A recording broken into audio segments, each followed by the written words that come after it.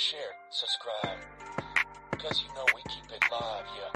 Like, share, subscribe. Cause you know we keep it live. You know we keep it live. Like, share, subscribe. You know we keep it live. You know we keep it like, share, subscribe. You know we keep it live. You know we keep it live.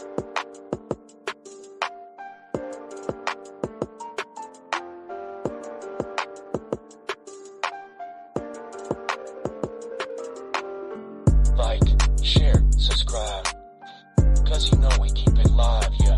Like, share, subscribe. Cause you know we keep it live. You know we keep it live. Like, share, subscribe. You know we keep it live. You know we keep it like, share, subscribe. You know we keep it live. You know we keep it live.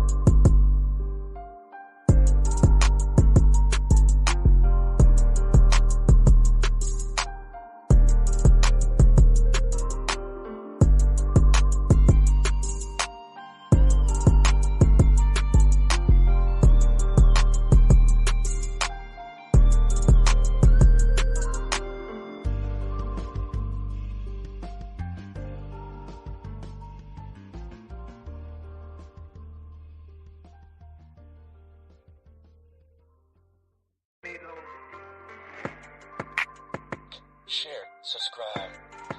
Cause you know we keep it live, yeah. Like, share, subscribe. Cause you know we keep it live. You know we keep it live. Like, yes, sir. share, Yes, sir. subscribe. Let's get it, y'all. I am ready. I am hyped. Had to get some things set in the background, but here we go. Let's get in. You know we keep it live.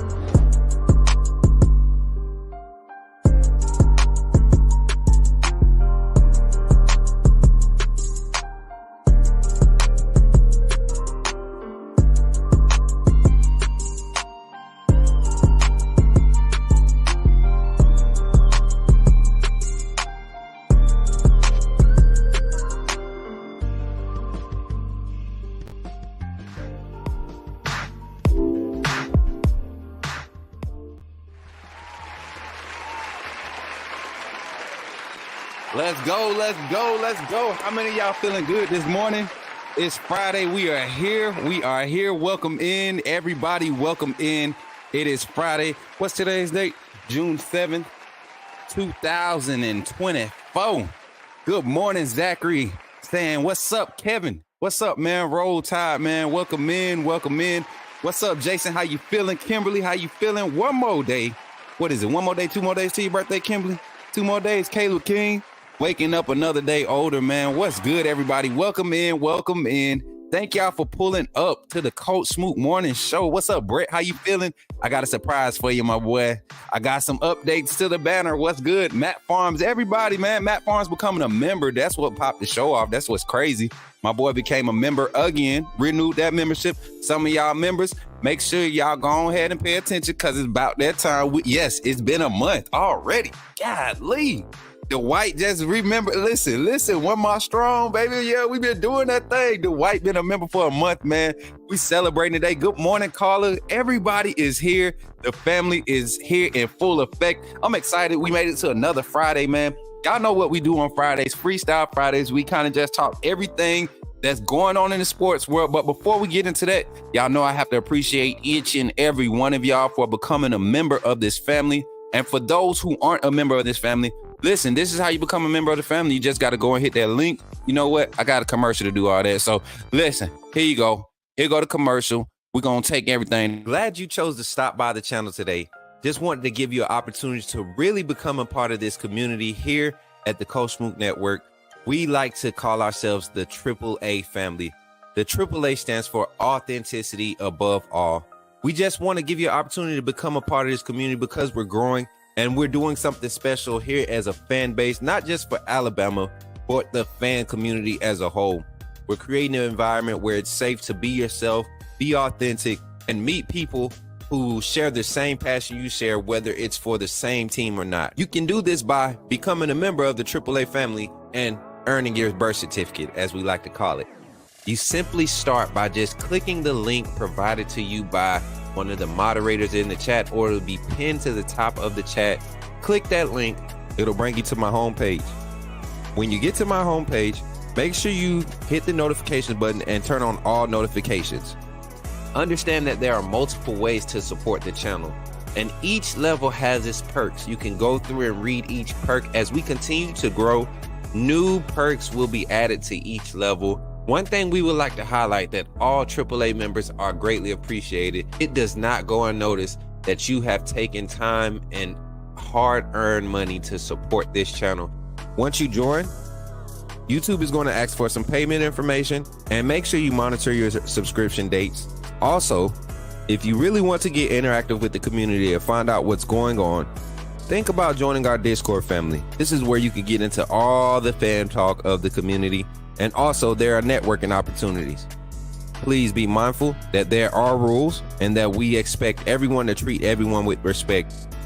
Also, if you're looking to partner with KayT Smook Network or sponsor, please hit us up at KayTSmookNetwork@gmail.com, and our staff will get back to you in a timely manner. I'm your boy KayT Smook of the KayT Smook Network, and I thank you for supporting this channel.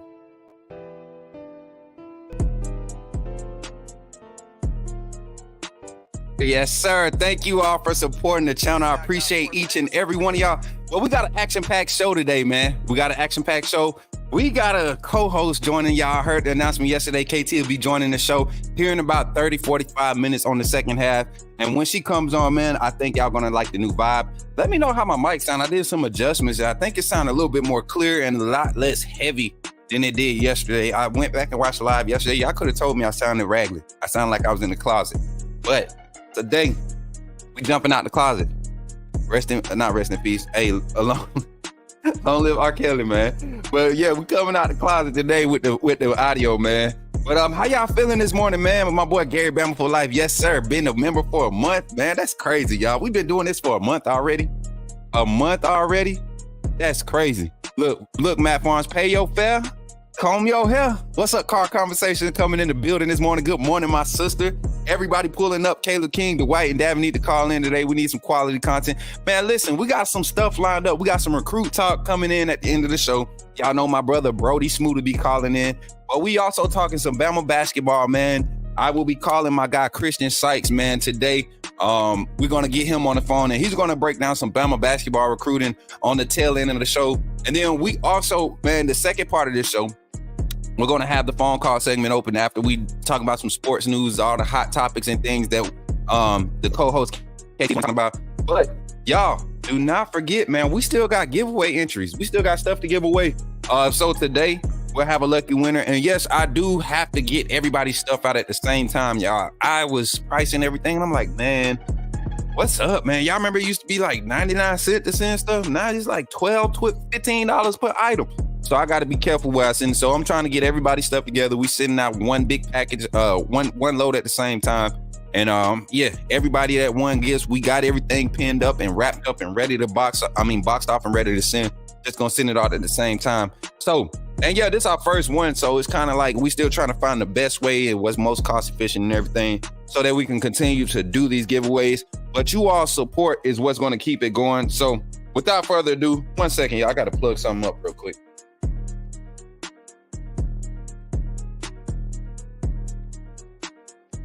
I'm sorry, I gotta plug this up to make sure it don't this bad boy don't die on us. I ain't gonna mess with that. plug in up here. And then when boss come in here, we'll be plugged up. We'll be plugged up with the juice. You know what I'm saying? We just need to charge Windows. Don't take over my mic. Let me see. Let me make sure. Make sure ain't no mic get took over. Boom. We good. All right, chat. What's good, AAA family? All right, so before we get into it today, y'all know we've been doing our morning inspiration, right? And I got some good vibes this morning. I woke up early. I was up probably about 4, maybe 3:45, 4 o'clock. I've been up since about then. And I woke up on some good energy, woke up on some good vibes. Not necessarily like just kind of like clear-minded, but just like I was determined to create positivity around me today. And I felt real anxious. Like I just knew something good was going to happen today. I felt like something good was meant for me to get out there today.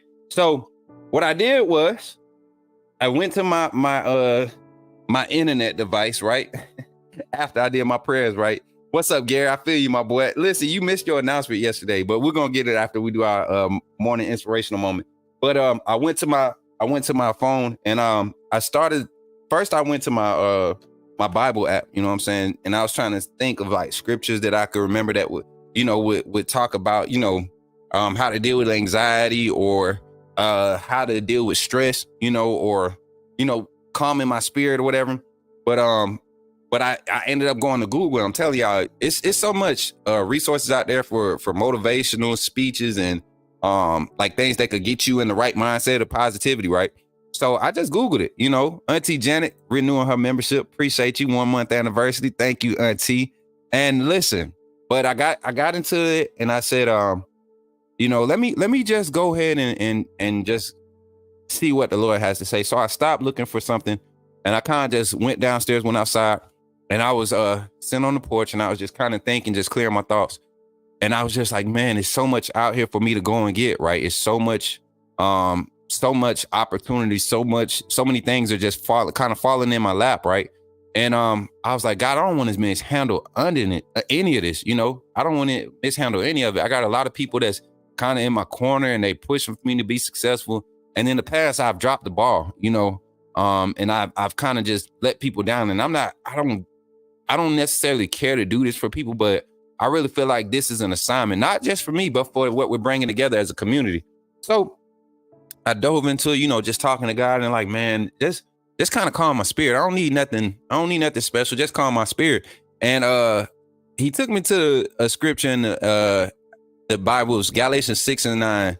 And I was just, it wasn't that I was worried about anything. I was just hoping a lot. I was like, man, I hope that I can really carry this thing out for the people, man. I like, really, God, I really just hope this ain't just a moment thing. Like, this is something that you're going to use that's going to continue to grow. And he was like, just keep your heart right, man. Just, just stay focused on the mission. Don't make it about you. I got you and I got them. I got it all. I just need you to be willing. And so he took me to Galatians 6:9, y'all. And today's title of our motivational moment, our inspirational moment, is going to be Patience to Believe, dealing with anxiety. All right. That's what God kind of led for me to do. And he took me to Galatians 6:9. If y'all want to, reference this. And the scripture says, and it's pretty simple. It says, but if we hope for what we do not yet have, we wait for it patiently. And then I followed up with Psalms 40:1. It says, I waited patiently for the Lord and he inclined to me and heard my cry.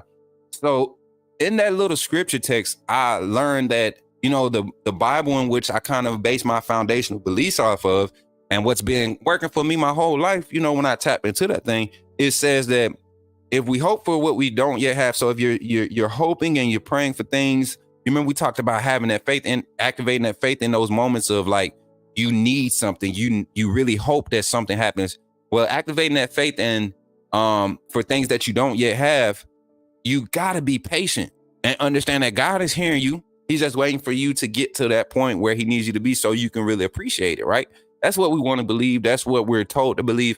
But those things are hard. That's hard to do, to wake up every day and know that you're doing everything within your power to do right by people, to be a positive impact in your community. You're dealing with the day-to-day life of things, the day-to-day things of this world, right? But it's hard to stay patient because you're like, man, there's no way, You look around and you see people who don't care to be willing or assist people or be a positive impact. You see people who are like, they're not generous. You see people who willfully go out and do dirty deeds against people. So, and you're wondering like, how are they successful? You see people that stir up drama, that's famous for being dramatic, you know, like, and you're wondering like, how, God, like, how do those people get rewarded for being, you know, that type of holding up those moral values or lack thereof. And I'm sitting here and I'm living by your word. I'm doing everything you asked me to do. I'm being a good person. I may not be a preacher, perfect preacher, or anything like that, but I'm being a good person. You know, I'm doing everything you asked me to do in your word to the best of my ability, and I'm struggling. And then he followed it up with this scripture here, Psalms 40:1. It says, I waited patiently, you know, and that's what he's telling you to do today. Be patient. It's coming. Don't do the deed looking for a return. You know, just do it because it's the right thing to do. And it will instill patience. It'll force you to be patient. It'll have you sitting back because you enjoy doing good deeds. You enjoy living right. You enjoy keeping a positive mindset. You enjoy, you know, responding to adversity and resistance with positive responses, because that's what it requires patience to do that. You can't just react. You can't just jump in and be impulsive with everything. You have to be patient and really see things for what they are. And a lot of times those cries will be heard. I'm telling you, all the time, they will be heard. You just got to work that patience. So if I had to encourage you today, some of y'all are waiting for some things to come through. Some people got lawsuits that you know, that they won judgments on lawsuits and the money hasn't been released yet. And you're trying to wonder why, God, I got this bill, I got that bill. I need to, you know, I need a little space to kind of breathe, God, you know, and I know this money can do it. You know, be patient, you know, keep working that patience, start believing God for it. But at the same time, while you're believing for it, start preparing for it. How are you going to handle it? Discipline yourself with what you have now. Discipline yourself with your time now. Start implementing the things you need to do in order to really appreciate what God has coming your way. And that's going to work that patience in your life. I'll tell you this. So I've been doing content for about 5 years now, right? 2019, the end of 2019 is when I really started like trying to do content. I was gaming and doing everything. And it really required, like the first phase of it really required a lot of patience, because I wasn't getting viewers coming to my lives. And this is a time when Warzone was like the game to play, 2019, 2020.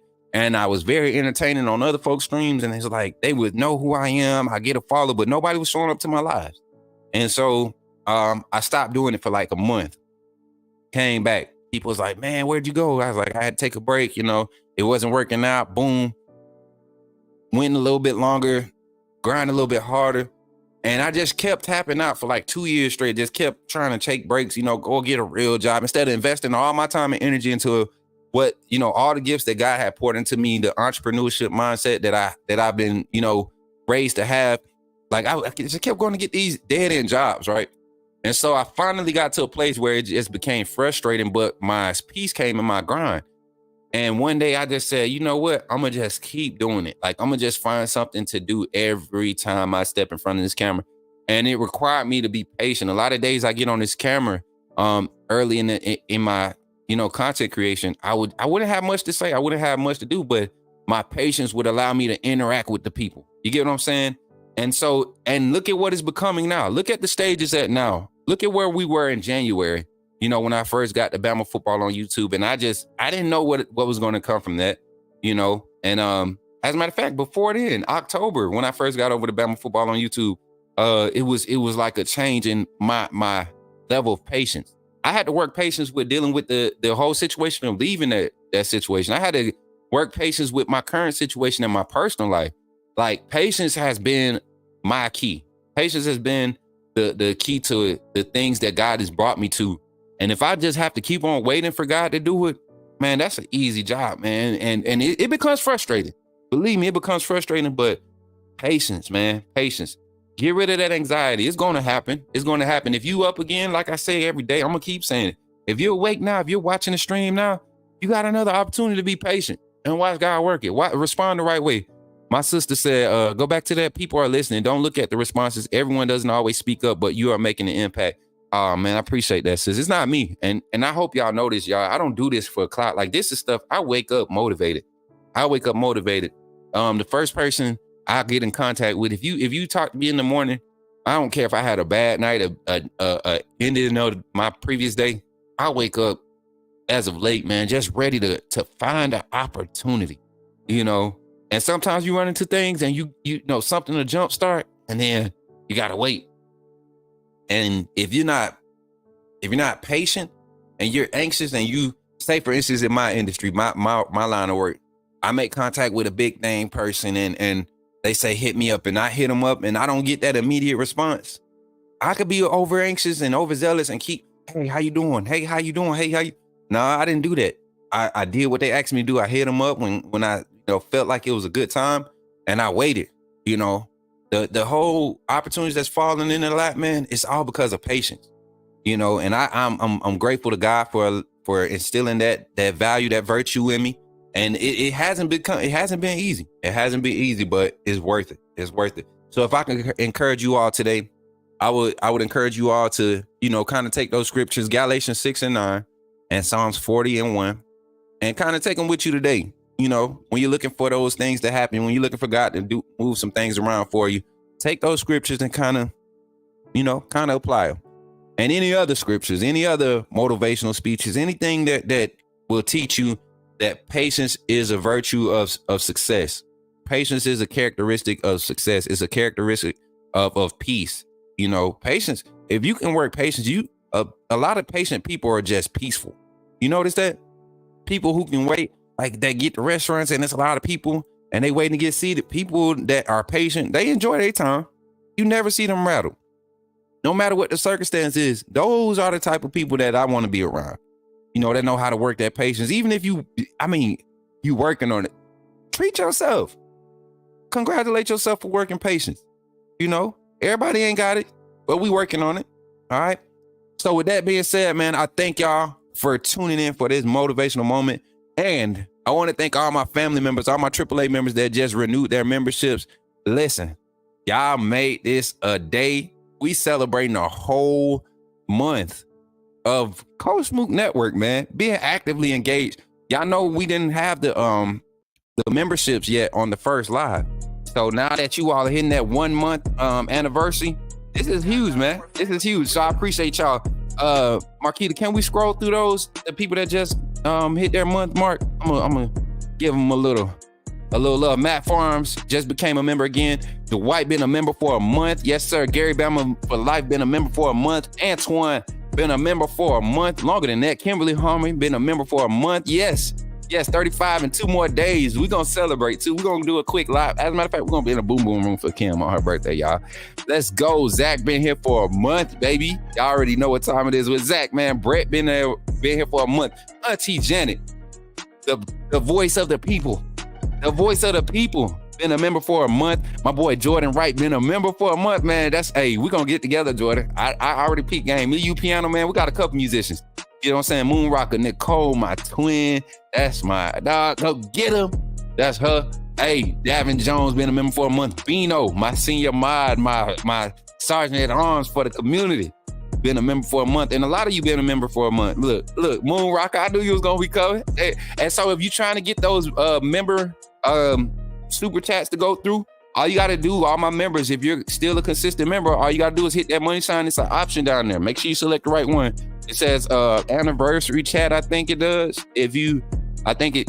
Somebody help me out right there. But shout out to the 100 viewers in the chat. We got 100 total. We got 55 live on YouTube, 45 on Twitter.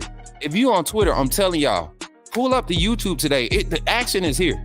The action is here. We got some action today. We got some recruits film we're going to look at. But before we jump into all that, I want to thank my AAA members. We're going to run this commercial, this little ad.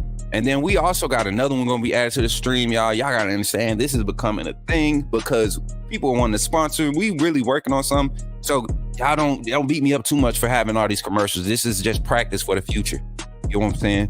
ESPN do it. So I know y'all ain't going to trip on me, right? But without further ado, man, thank you all for joining the AAA family. And here we go. Welcome. First of all, I just want to say thank you for joining the AAA family. By doing so, you have committed to supporting this channel monetarily, and for that, I could not thank you enough. I'm glad that you saw fit to contribute to the growth of this network. And because of that, you will have access to all the behind the scenes content that we're going to be placing on this channel, backstage access to all the vlogs, VODs. We got all types of content. You will have early access to it. Also, any event that you see come out with outside with Coach Smook or anything sponsored or partnered with Coach Smook will be preferred. And we will all make sure that we're all taken care of. This community is going to continue to grow. Don't miss out on any opportunities to network. We have other content creators. We have business owners. We got entrepreneurs. This is Coach Smook Network because we believe in networking. We want to uplift the community. So thank you for contributing to helping that mission, seeing that goal. And that's really what we're here for, right? We're here to uplift and continue to grow. So thank you for all your contributions and welcome to the family. AAA SOS.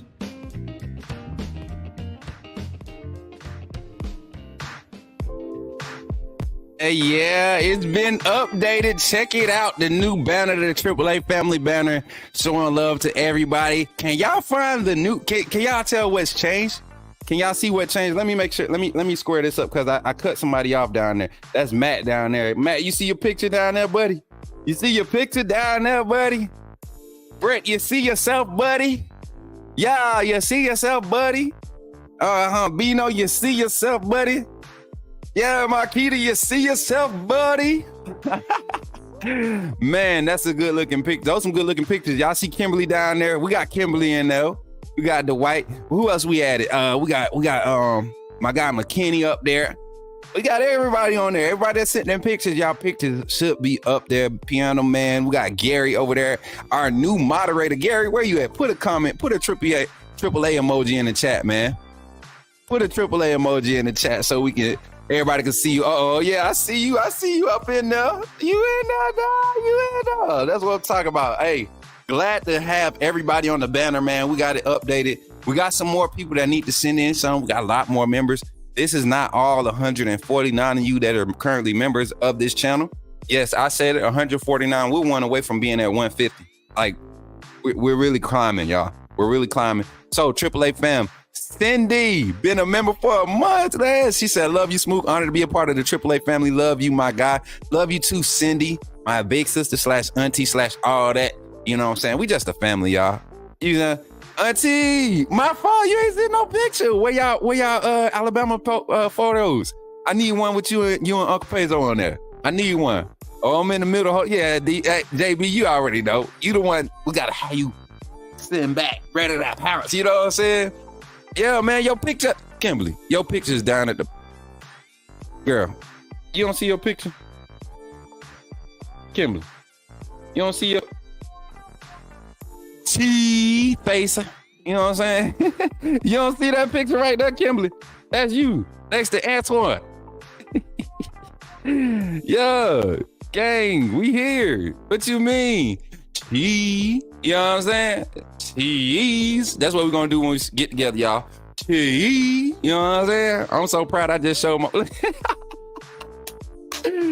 man, that's what, hey, listen, we a family, y'all. And I don't know what it is, y'all. I'm just telling y'all, I love shining the light on what we doing as a family, y'all. But let's get into some talk, man. Let's get into some talk. Let's get into the business, man. Y'all know when this beat come on, it's trying to get down to business. Trying to get down to business. Where's my banner at? I made one this morning and I need to find it so I can put it up. Dammit. Yeah, I'm hyped, man. I went to the gym. I had the craziest workout today. Oh, man. If y'all only got to see like the first 20, 30 minutes of it. I went another 45 minutes after work. Carla M. Bailey, been a member for a month. Shout out to my sister, Carla. That's big sister. She ain't mean. She firm. She firm. She do not play by her little brother, and she do not play with her little brother. I love it, man. Love you, sister. Thank you for being here for a month. That's a nice touch with the AAA. Oh, yeah. That's my family. That's my family. You know, auntie, we AAA family. Man, hopefully you know what? I don't know if everybody ready to meet my Uncle Peso yet. I don't know. Yeah, y'all ready. Y'all just go. When y'all meet my family, especially like my brother, my Uncle Peso, my Uncle Trudio, my Uncle Nate gets silly sometimes too. But my pops, some of y'all got to see pops outside with Coach Smook when we went bowling. He was real chill. He wasn't acting up as much as he usually do. Y'all see how my mama is. Who else, man? My mama and my auntie Trudy, my big sis Trudy, they get together. Once they come around, and my sis Kawana, all of them, when they get together, it's up. It's up. Y'all just, then we gonna add Kimberly to the mix. D Wade and Sharice, when they are, oh my God, it's gonna be crazy. Moon Rocker, all the squad, Sean, it's gonna be crazy. Piano Man, Uncle Jay about to be up here acting up, man. Y'all, Marquita, I know she gonna let loose for us one time. Marquita is a clown, y'all. I'm gonna tell y'all right now, do not get her started. We are not doing, I might ban roast sessions for the tailgate. We might ban roast sessions for the tailgate. I think we need to, because y'all jokers don't know how to act. Y'all act like real brothers and sisters, and y'all be going in on each other. Folks think we be hating each other. And I be like, man, that's just how we do. You know what I'm saying? Gary, you gonna be there? Gary gonna be there. But listen, let's jump into the news, y'all. I'm ready to get into some sports talk, some Bama recruiting talk. Y'all know this weekend is a big weekend for recruits. We got some official visits. I'm telling y'all right now, the guys that's coming in this weekend, I think we got this probably one of the big weekends of the recruiting official visit season. Hold on, let me see if did I get me a banner made for the official visits? Okay, there it is. Boom. I knew I had one. Could you see that one at the bottom, Marquita? You couldn't see it? All right. I thought it shows everybody when I put them in there. Nah, Smook, we going, yeah, y'all already know. But listen, we got some recruits coming this weekend. One that I'm excited about. We talked about this young man yesterday. Is the young man by the name of Chuck McDonald. Got news that he would be that he was real close to being a flip for us. You know, a lot of people saying we gaining his attention. I'm gonna say this. When I spoke with the young man, probably like 2 months ago, I kind of figured that Alabama would keep his interest. There was a lot of buzz about Mo Linquist and his staff and how they recruiting and what type of corners and safeties they want him, Colin Hitchler. And this guy fits the mold. I'm gonna pull up his 24/7 profile real quick. I'm gonna pull up his 247 profile. 247 profile. I'm gonna screenshot that bad boy. And this is another modern day product. I'm telling y'all, these kids, these modern day kids, if you can get guys from modern day, you get those guys start looking your way. The pipeline at modern day has just been strengthened. I think I tweeted that too. Modern day is one of those schools, man. You go and get defensive backs from there, you're going to have a stud. You got Damani Jackson already on the roster. You got who else is modern day product on the roster? Jesus Christ, I just drew a blank. Y'all help a brother out. And I got my water today, y'all. We're going strictly water for the next 3 weeks, y'all. Straight water. Nothing else, no juice. No, the only juice we're gonna be doing is the cranberry juice. Like, we're gonna have some cranberry juice, but water. No sodas, no sweet stuff, and the cranberry juice. So y'all pray for your boy. You know what? I don't struggle with water. Just to be clear, I don't struggle with water. It's just sometimes I be wanting to be like, have a little spark to my life. You know what I'm saying? And some of them, man, I ain't even gonna tell y'all what I be drinking to get my fix. But we got another big corner, another sizable corner. This guy's 6'1.5". I think he's more 6'2", man. I don't know why. All right, when I be standing next to these kids, I'll be like, man, ain't no way this dude's 6 foot, 170. But he looks, 6'1", 6'2", 190, big corner. You look at his film, man. You look at his highlights, and you see why Alabama wants to go and get him. Another guy that can play on the perimeter, that can play on the boundary. He could play to the field. You put him up in one-on-one situations. He's going to be solid. You put him in, pass-off situations. Just plays the ball at a high rate. And you see what kind of program he comes from. Don't get drowned in the brown. The white will get you right. Xavier Brown. That's who it was. Xavier Brown. My fault. Appreciate that, Greg McKinney. Greg, did you see your picture on the banner? Yeah, Xavier Brown. Those two guys, man, and these guys got a connection, man. That modern day bloodline, that thing is real. That modern day legacy is real. Hey, no rubbernecking, smash that like button. Hey, that is funny, man. That's funny. We actually had somebody that I was recently talking to. They admitted to being rubbernecker in our chat, which is cool.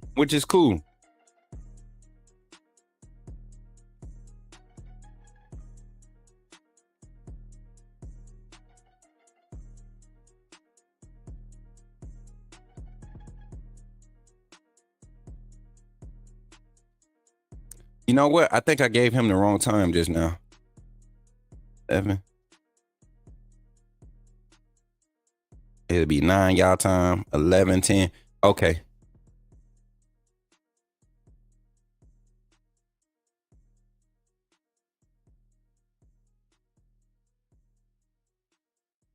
All right, so I just had to make sure I got it. What's up, Freddie? How you feeling? I had to make sure I got the right message. I got people messaging me right here in the back office. But Chuck McDonald, good reports on him. But surprise visit this week. Not surprise to y'all now. You know, you got people that be watching message boards and stuff coming here trying to break news and stuff like we don't follow this stuff. But surprise visit this weekend. Naeem Oford is a guy that I think a lot of people are excited about. Me, I love the guy. I love the kid. I love his game. I think Alabama is going to make a push just to kind of solidify the fact that we want to lock the state down. I think Mo Linquist wants to make a push for this young man. One, he's been kind of evaluate this young man from a standpoint of like, this is one of your top DBs in the country. He's been being highly rated since his 10th grade year. So I'm pretty sure this is going to be a solid push this weekend. Getting this young man in and talking about his goals, seeing what his vision is, how he envisions his career going, what he wants to develop, what type of value he's trying to create for himself, right? And I think this will be one that solidifies that we have a staff that can go and lock down the state. We want to lock down the state. So getting Naeem Oford on the campus this year is going to be, this weekend is going to be huge for us. And a few other names that I'm looking at, man, this weekend that are going to be here. We saw Bo Jackson just committed to Ohio State yesterday, right? You saw him, not yesterday, 2 days ago, I want to say. 2 days ago. It was recent. Bo Jackson out of Ohio, he just committed to Ohio State, which is a good pickup for them. Another solid running back for them. But he'll be here this weekend. We weren't able to confirm if he's canceling his visits, though. I think he's still taking visits. Somebody double check that for me. One of my CSN insiders. You know what I'm saying? Hey, and if you want to apply, yes, you want to apply. We are taking applications. You're not going to get paid yet. But if you want to apply to get in on the insider group, let me know. Hit up my my moderators, Bino and Antoine, and let them know. And I'll let my insider group, my the insider part, people that do all the recruiting, pull all the the crumbs together, and we kind of go and do our research and we talk to these kids. You want to be a part of that group.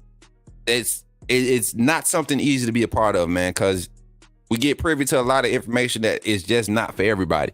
It's kind of like keep it to yourself and find your way to build value off of it without damaging the relationship. And a lot of beat writers and recruiting databases, they don't care about that. And that's why we changing the game.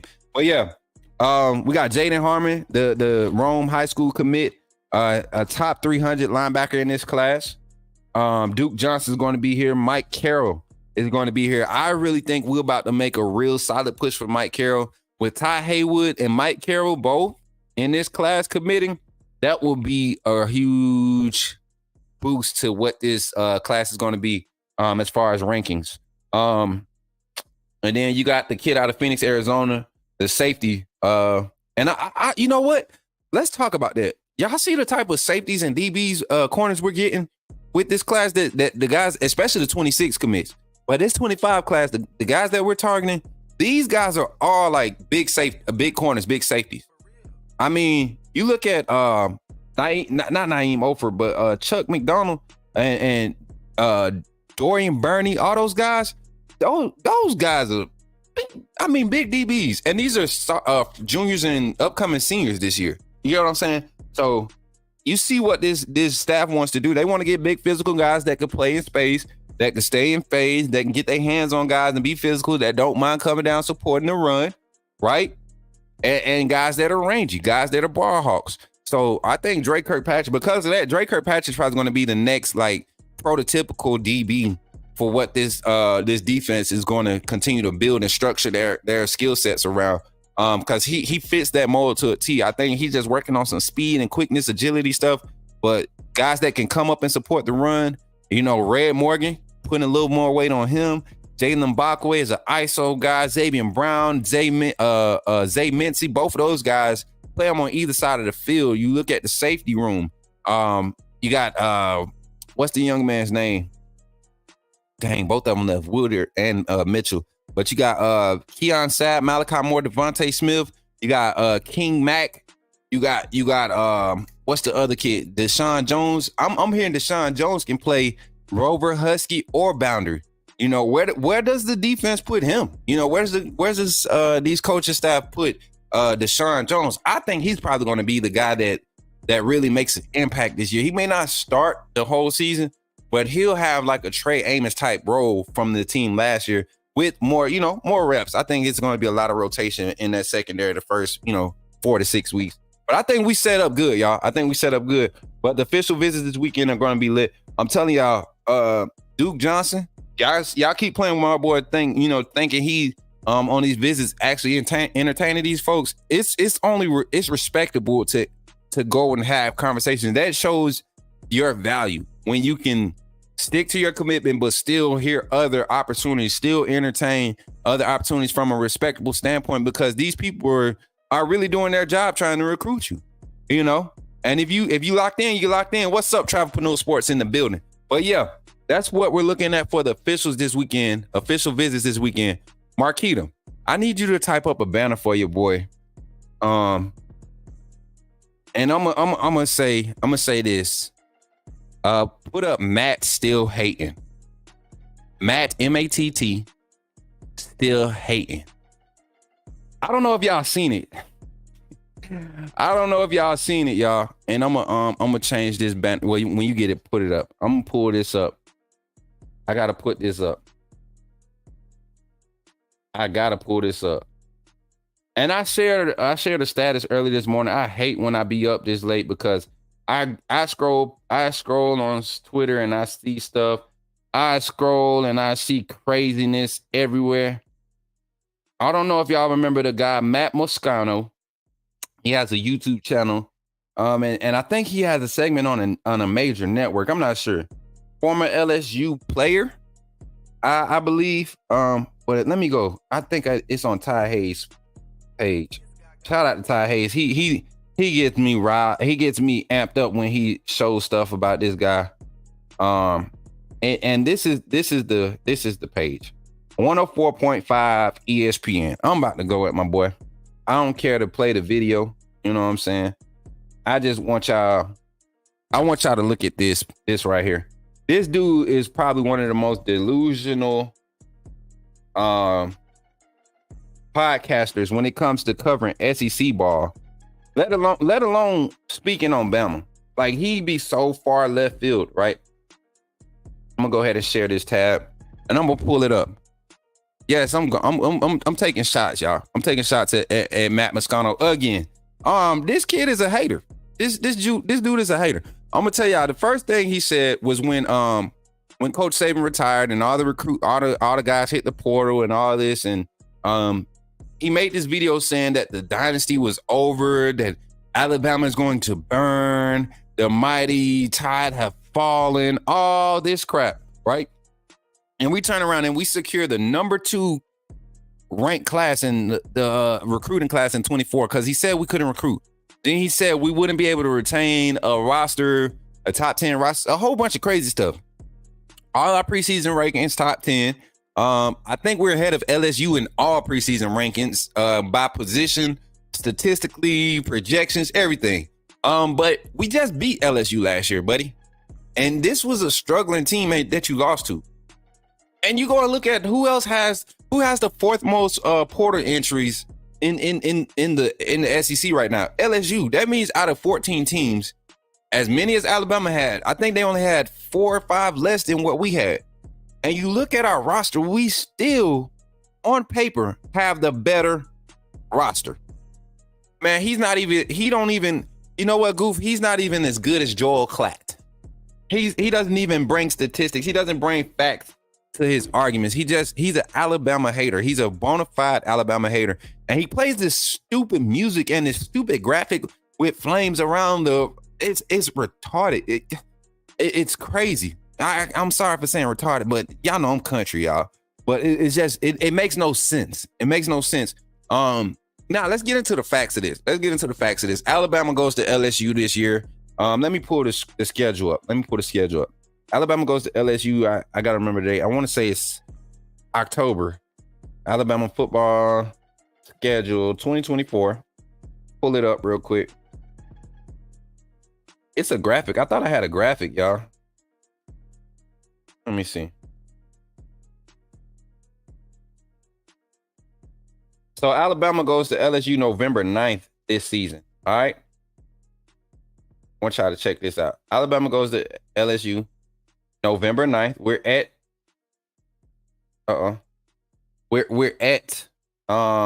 LSU November 9th. And you all know it's probably going to be a primetime game. You all know it's going to be probably like an 8 p.m., 7:30 p.m. game, right? And listen, it's gonna be a tough game. LSU is returning a solid roster, but I'm telling you, by that time in the season, if LSU has been struggling on the offensive side, this game is going to be a blowout. Kane Womack is going to dial up the pressure like no other. He is a firm believer in seizing the momentum. Don't let Alabama win the coin toss. Don't let Alabama get too early sacks on this quarterback. I think they got is it Mettenberger going to be a starter? Let me pull up their roster. LSU.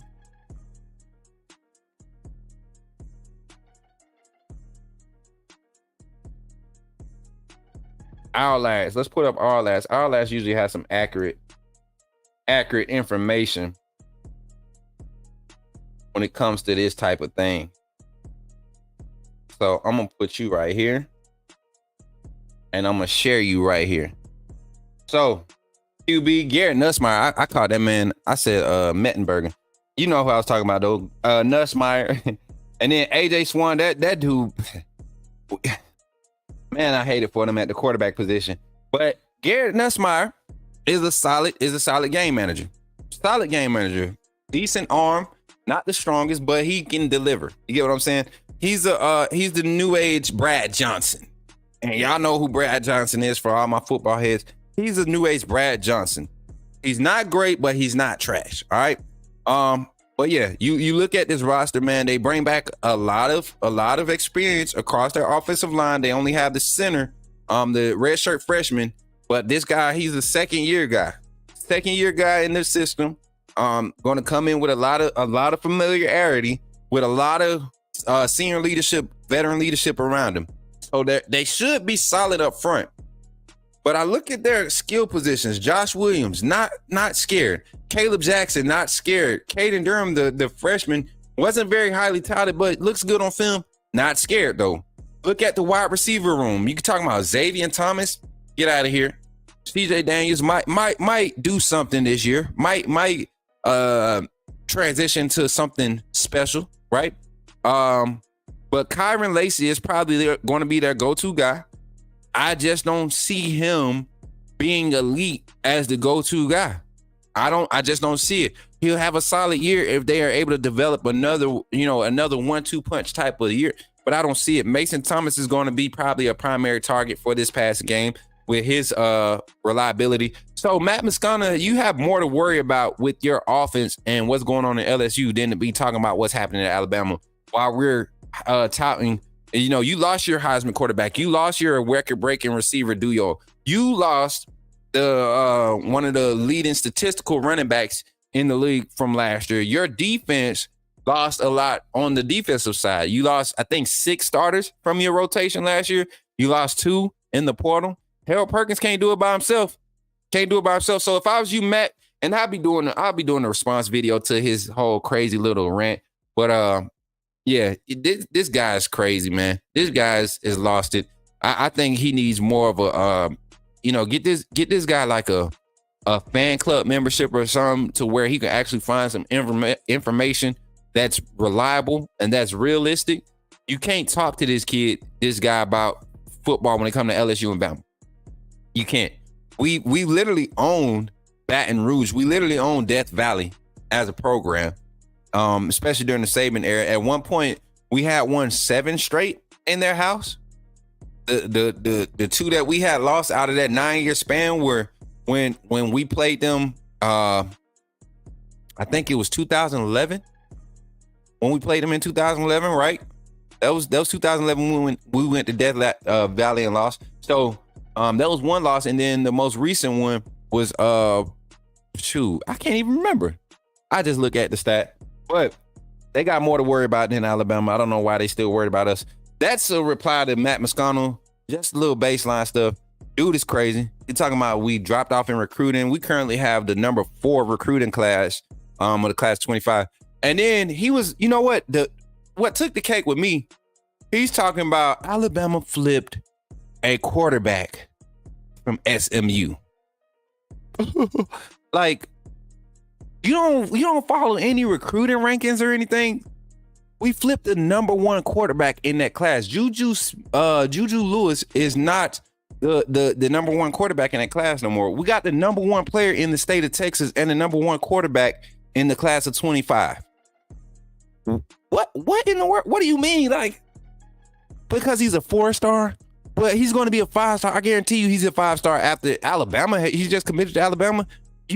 Come on, man. Y'all know how the media does. This kid just committed to Alabama. Alabama just signed this kid. Oh yeah, he's definitely got to be a 5-star quarterback. Oh yeah, he's a 5-star. You get what I'm saying? That's how it works. Yeah. Listen, and so I think we need to go over all the SEC teams rosters that Bama played. No, not a deep dive, just like who they got coming back. We should worry about. Yeah, we could start a series on that next week. I think we could start a series on that next week. I think Monday will be a perfect time to kick that off. Who we gonna see? We'll start with week 1 next week. Smook, how does McDonald compare to Xavier Brown? To me, they're one and the same. But Shane, we're gonna talk about recruiting a little bit later in the show. Listen, we're coming up to the 55-minute mark. What else I had to talk about? It was something else before we get into the phone call segment and before we get into the second half of our show with our new co-host. It was something else that I wanted to talk about before we get into it. Oh, Celtics versus Mavs. What y'all think last night? We're going to talk about that in the second segment in detail, but I told y'all the Celtics will come out hot. They do that every year. I want to see it consistent. What's up, William? Glad to see you in the chat, and glad to see you in the chat this day. And Gary, who was that? Who said they called him a 3-star? Who is that? I just seen the comment. The dude. Oh yeah, Davin Jones. Yeah. Oh, so he called him a 3-star. I didn't even see. That's how. Bro, I don't even care to look at recruiting sites or nothing. But that's people gonna do that. Like Ty Hayes said. I mean, Roundtable Sports. Ty Hayes said, people gonna post stuff for clicks, and that's what he did. He got some clicks. He got some reactions. He got me to speak on it. You know, I'm gonna speak on it. I don't care. You know, I'm gonna speak on it. You ain't talking no facts. You just wishful thinking. And I wish I could get on the panel with you and just kind of just shoot everything down you're saying, because you don't bring no facts to the table. What LSU did in this recruiting class? What has LSU done? You get what I'm saying? What are they done? Brian Kelly, you know, he beat Saban one year. He got a win on Saban. He got one. He snuck one.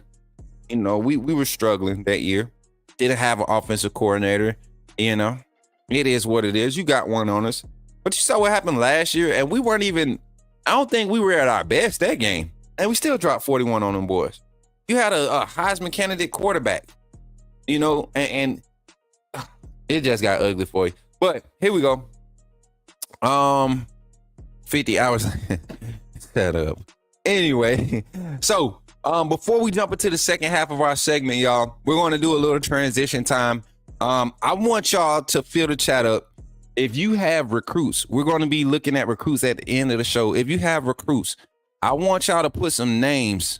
I want y'all to put some names in the chat. I want you to put one name in the chat. Don't be running it up like you just listen, one name. And I'm gonna select a random one. Marquita, I want you to kind of pick some out, start a few of them, and we'll start like 5 of them. Give them a few minutes to put some in there.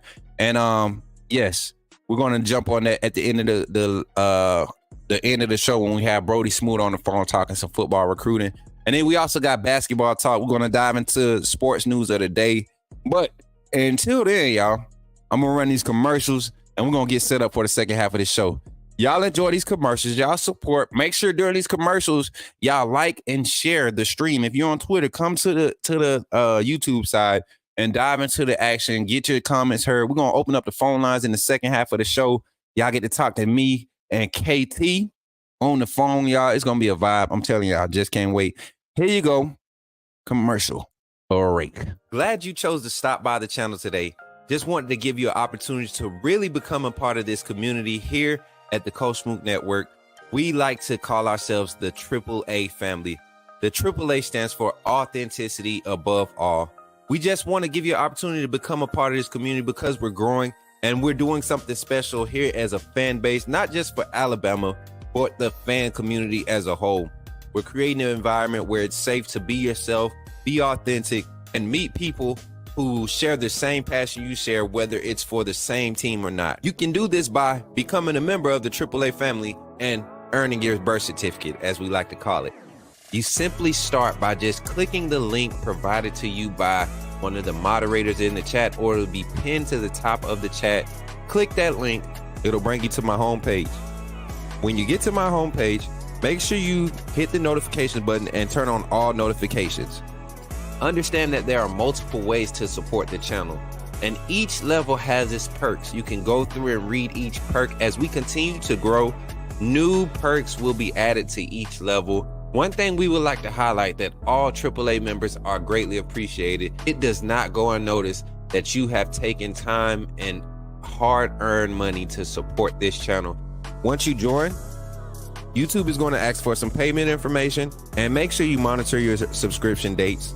Also, if you really want to get interactive with the community and find out what's going on, think about joining our Discord family. This is where you can get into all the fan talk of the community, and also there are networking opportunities. Please be mindful that there are rules and that we expect everyone to treat everyone with respect. Also, if you're looking to partner with KayT Smook Network or sponsor, please hit us up at KayTSmookNetwork@gmail.com and our staff will get back to you in a timely manner.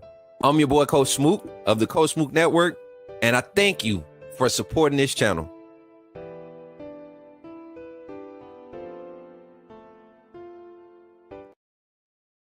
Yes, sir. Yes, sir. We about to get into it. One more, and then we're going to be ready for y'all on the second half of the show. Let's get it. Welcome, welcome, welcome. First of all, I just want to say thank you for joining the AAA family. By doing so, you have committed to supporting this channel monetarily, and for that, I cannot thank you enough. I'm glad that you saw fit to contribute to the growth of this network, and because of that, you will have access to all the behind the scenes content that we're going to be placing on this channel, backstage access to all the vlogs, VODs. We got all types of content. You will have early access to it. Also, any event that you see come out with outside with KayT Smook or anything sponsored or partnered with KayT Smook will be preferred, and we will all make sure that we're all taken care of. This community is going to continue to grow. Don't miss out on any opportunities to network. We have other content creators. We have business owners. We got entrepreneurs. This is KayT Smook Network because we believe in networking. We want to uplift the community. So thank you for contributing to helping that mission, seeing that goal. And that's really what we're here for, right? We're here to uplift and continue to grow. So thank you for all your contributions and welcome to the family. AAA SOS.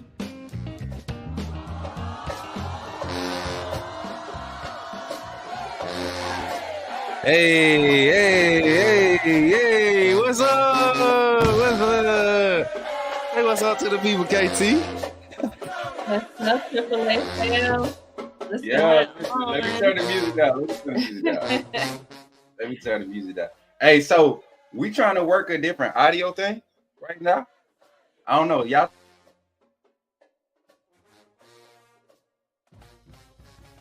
Okay, they can hear me on my mic. Okay, boom. And then say something, KayT. I want to see if they can hear you on my mic. Can I calling already. Hold on, Zach. Ain't nobody tell you to call. Listen, hold on. We try to work it, y'all. This is the first day, so y'all give it a second. Say something. Y'all hear me? No? Nah, they can't hear you that good. You can hear her on my mic. Oh snap! We might just have to use my mic. Listen, we might just have to use my mic because she's sitting right here next to me. So we're gonna see. No, mute yours. Yeah, I think we good right here. I think we can use this one. Say something now. Y'all hear me? All right, let me do something. I'm gonna do something. I can do something, y'all. I'm gonna do something. I got y'all. Y'all help us out. Help us get there. Testing 1, 2. Say something again. Y'all hear me? Yeah, they can hear you. I think they can hear you good. All right, we good. Listen, I can sit back. Can y'all hear? Y'all can hear both of us, right? Y'all can hear both of us? Thumbs up. Yeah. Thumbs up. Give me some. Okay, bet. Let's jump into it. We here, y'all. We here. About to do this. I'm gonna take the music off for a second, and then what I'm gonna do is I think I might need to just adjust the angle of the mic like this. Yeah. KT's up. KT's in the building. Y'all know what I'm saying, boss lady. Listen, y'all, this is a cool little segment we about to start doing. About to start having my co-host on the live with us. It sounds pretty good. I'm not gonna lie. This sounds pretty good. Think I like it? Think you like it? I think I can open it up too. I can open the gate a little bit more. Mic check 1, 2. Mic check 1, 2. Mic check 1, 2. I can open the gate a little bit more. It's gonna have it. Yeah, I like that. Yeah, we here. All right, y'all. I'm excited. KT, is good to have you on. Look, and what's crazy is we could kind of look at each other, but I gotta turn your camera. Hold on, I'm gonna flip yours. And as a matter of fact, go to your camera settings real quick. Yeah, we're gonna get this thing straight. It's about to be fire. We're gonna mirror it right here. We're gonna touch it up a little bit. Boom. And I think if you look at me now, it's the other way. It's the right? other way. Yeah. So turn it the other way. Go to settings. There you go. All right. So look at me now. Are we looking at each other? It's still not turning her around. It don't matter. We're gonna fix it. But so it looked backwards. Whatever. It don't matter. But with everything going on, KT, I brought her on. This is gonna be kind of like her segment, the lead. Kind of just start topics, and we're gonna dialogue on it. We're gonna do our thing, and y'all give us some feedback, man. Things to talk about. But without further ado, my co-host KT, what we talking about today, fam? I don't know. I actually was watching a little bit of the WNBA last night, and I wanted to touch on this Caitlin Clark situation with Kennedy Carter. Now, Caitlin, that's old girl that just came from Iowa, right? Yeah, all right, she like the talk of the town right now with WNBA. Who's the young lady? She's Angel Reese, right? That's where it all started. Tell the people, give a little people backstory on what's going on with it. So the most recent situation is Kennedy Carter. I don't know if y'all know anything about Kennedy Carter, but actually take echo. But anyway, Kennedy Carter was actually cut from 2 teams before she got to Chicago. But she checked her after a play. But the way they cut the film, it makes it look like she just randomly came up and punched her or came up and checked her. And that's not what happened. If you've seen the whole game, if you've seen the play, Caitlin Clark actually elbowed her in the mouth first. So I'm gonna say this. I looked at the play, right? And I'm gonna say it like this. In basketball, man, it's cool to do all that yapping and stuff. It's cool to, trash talk and do all that. It's part of the game to me.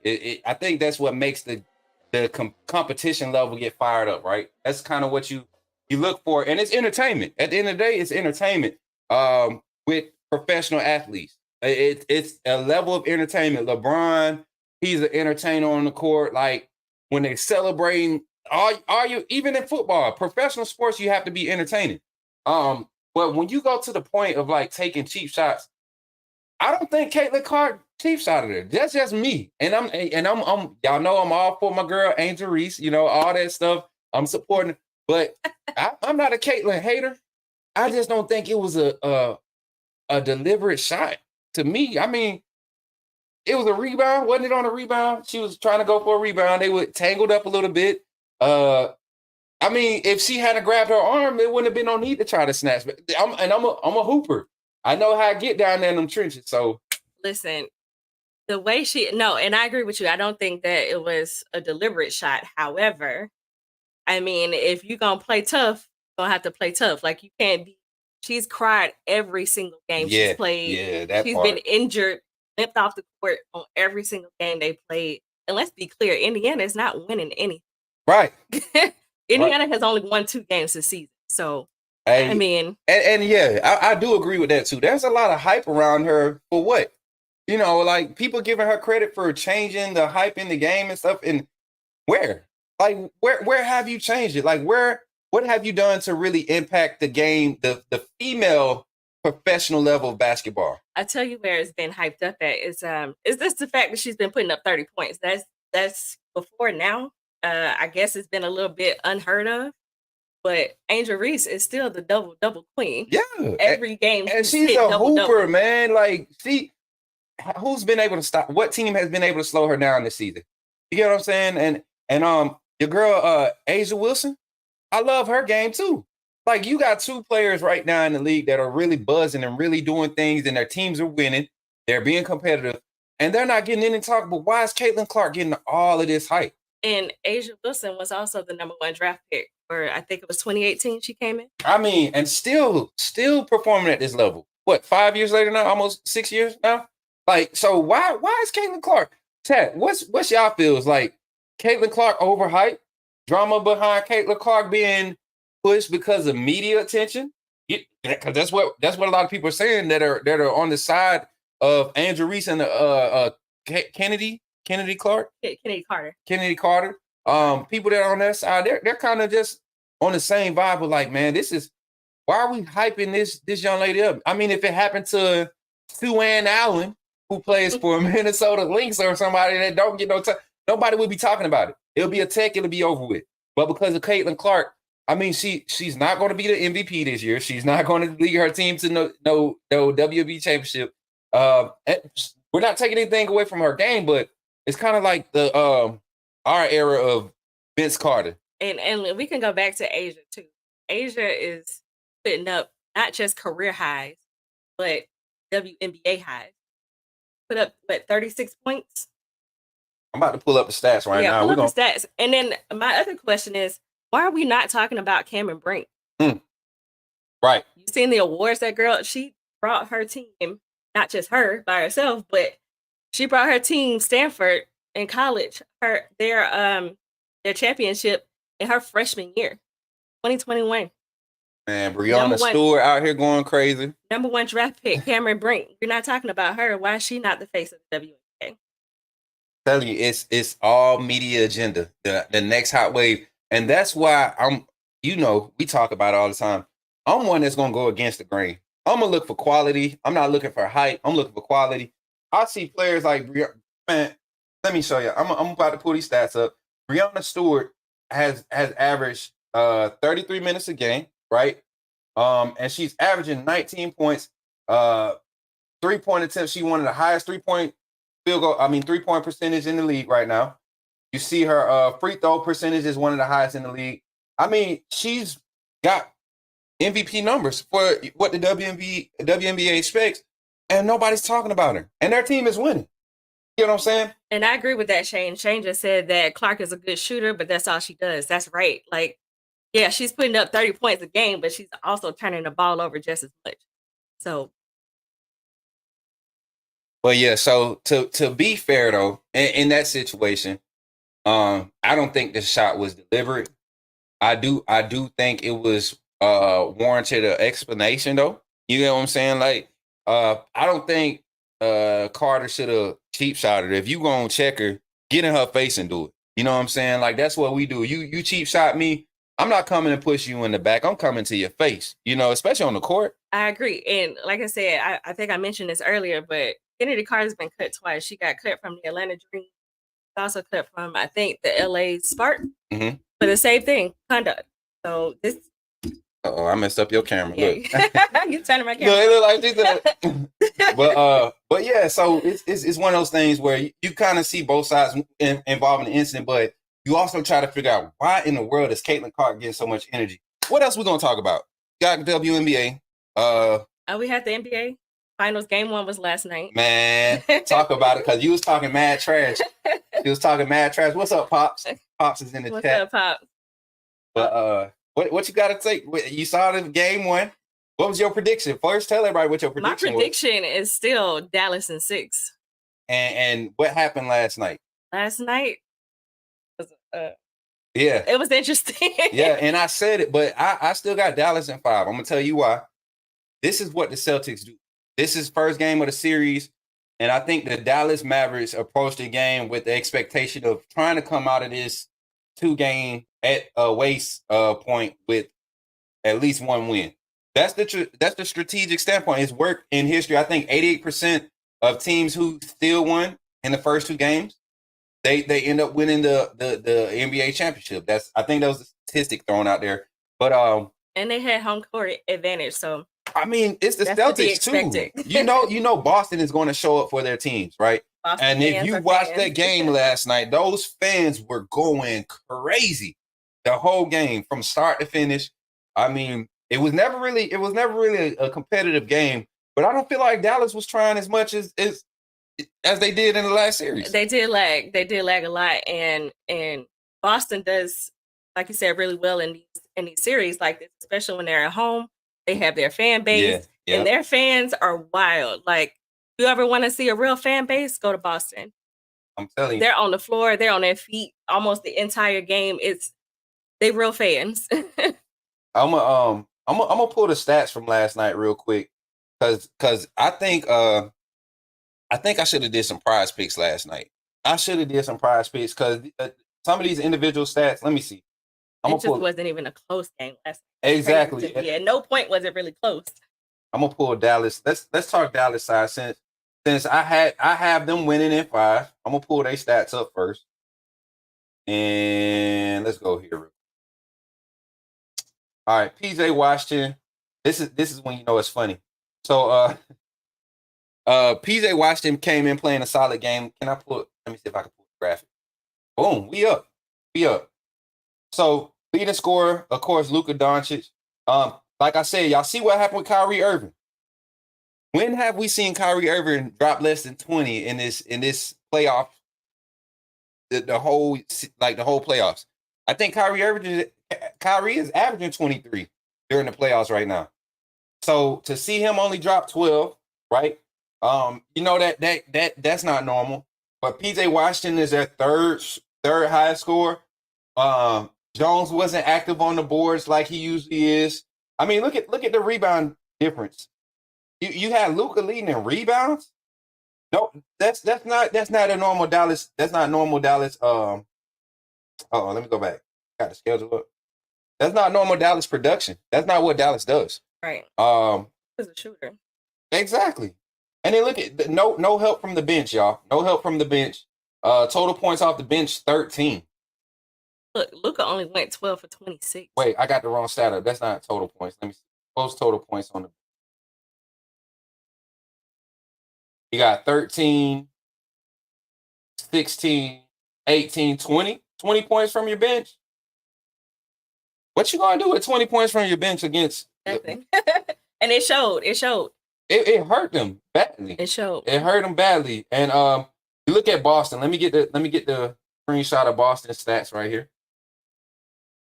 And I'm gonna put it up, and then I'm gonna look at the stats on this side. Jason went crazy. Paid a total 42 points last night. Went crazy. Like I told everybody Tatum's going to be different this series, but I don't think he's going to be enough. Let's look at point totals. You got Jason Tatum. Why I say 16? Hold up, time out. 16 minutes. Oh, no, that's 16 points over here. Oh, okay. Chris Strap, boy, Porzingis went. You remember I woke up? Left me on the couch, y'all. I got left on the couch last night, first of all. Didn't get woke up. And when I woke up, Porzingis had went on like a 9-point run or something like that. 9 He was hot last night. Yeah. and dominated the boards. Look at the rebounds. Had 6 solid rebounds that were clutch rebounds. Didn't allow their bigs to get active on the defense when he played defense. I think this is going to be a spread out series for Boston. Y'all remember I said one thing that Boston is going to have to key on, being able to spread the ball around and keep their points spread out. Look at their point totals up here: 16, 10, 12, 15, 22. You got Jaylen Brown came out and just kind of just had his way from the perimeter.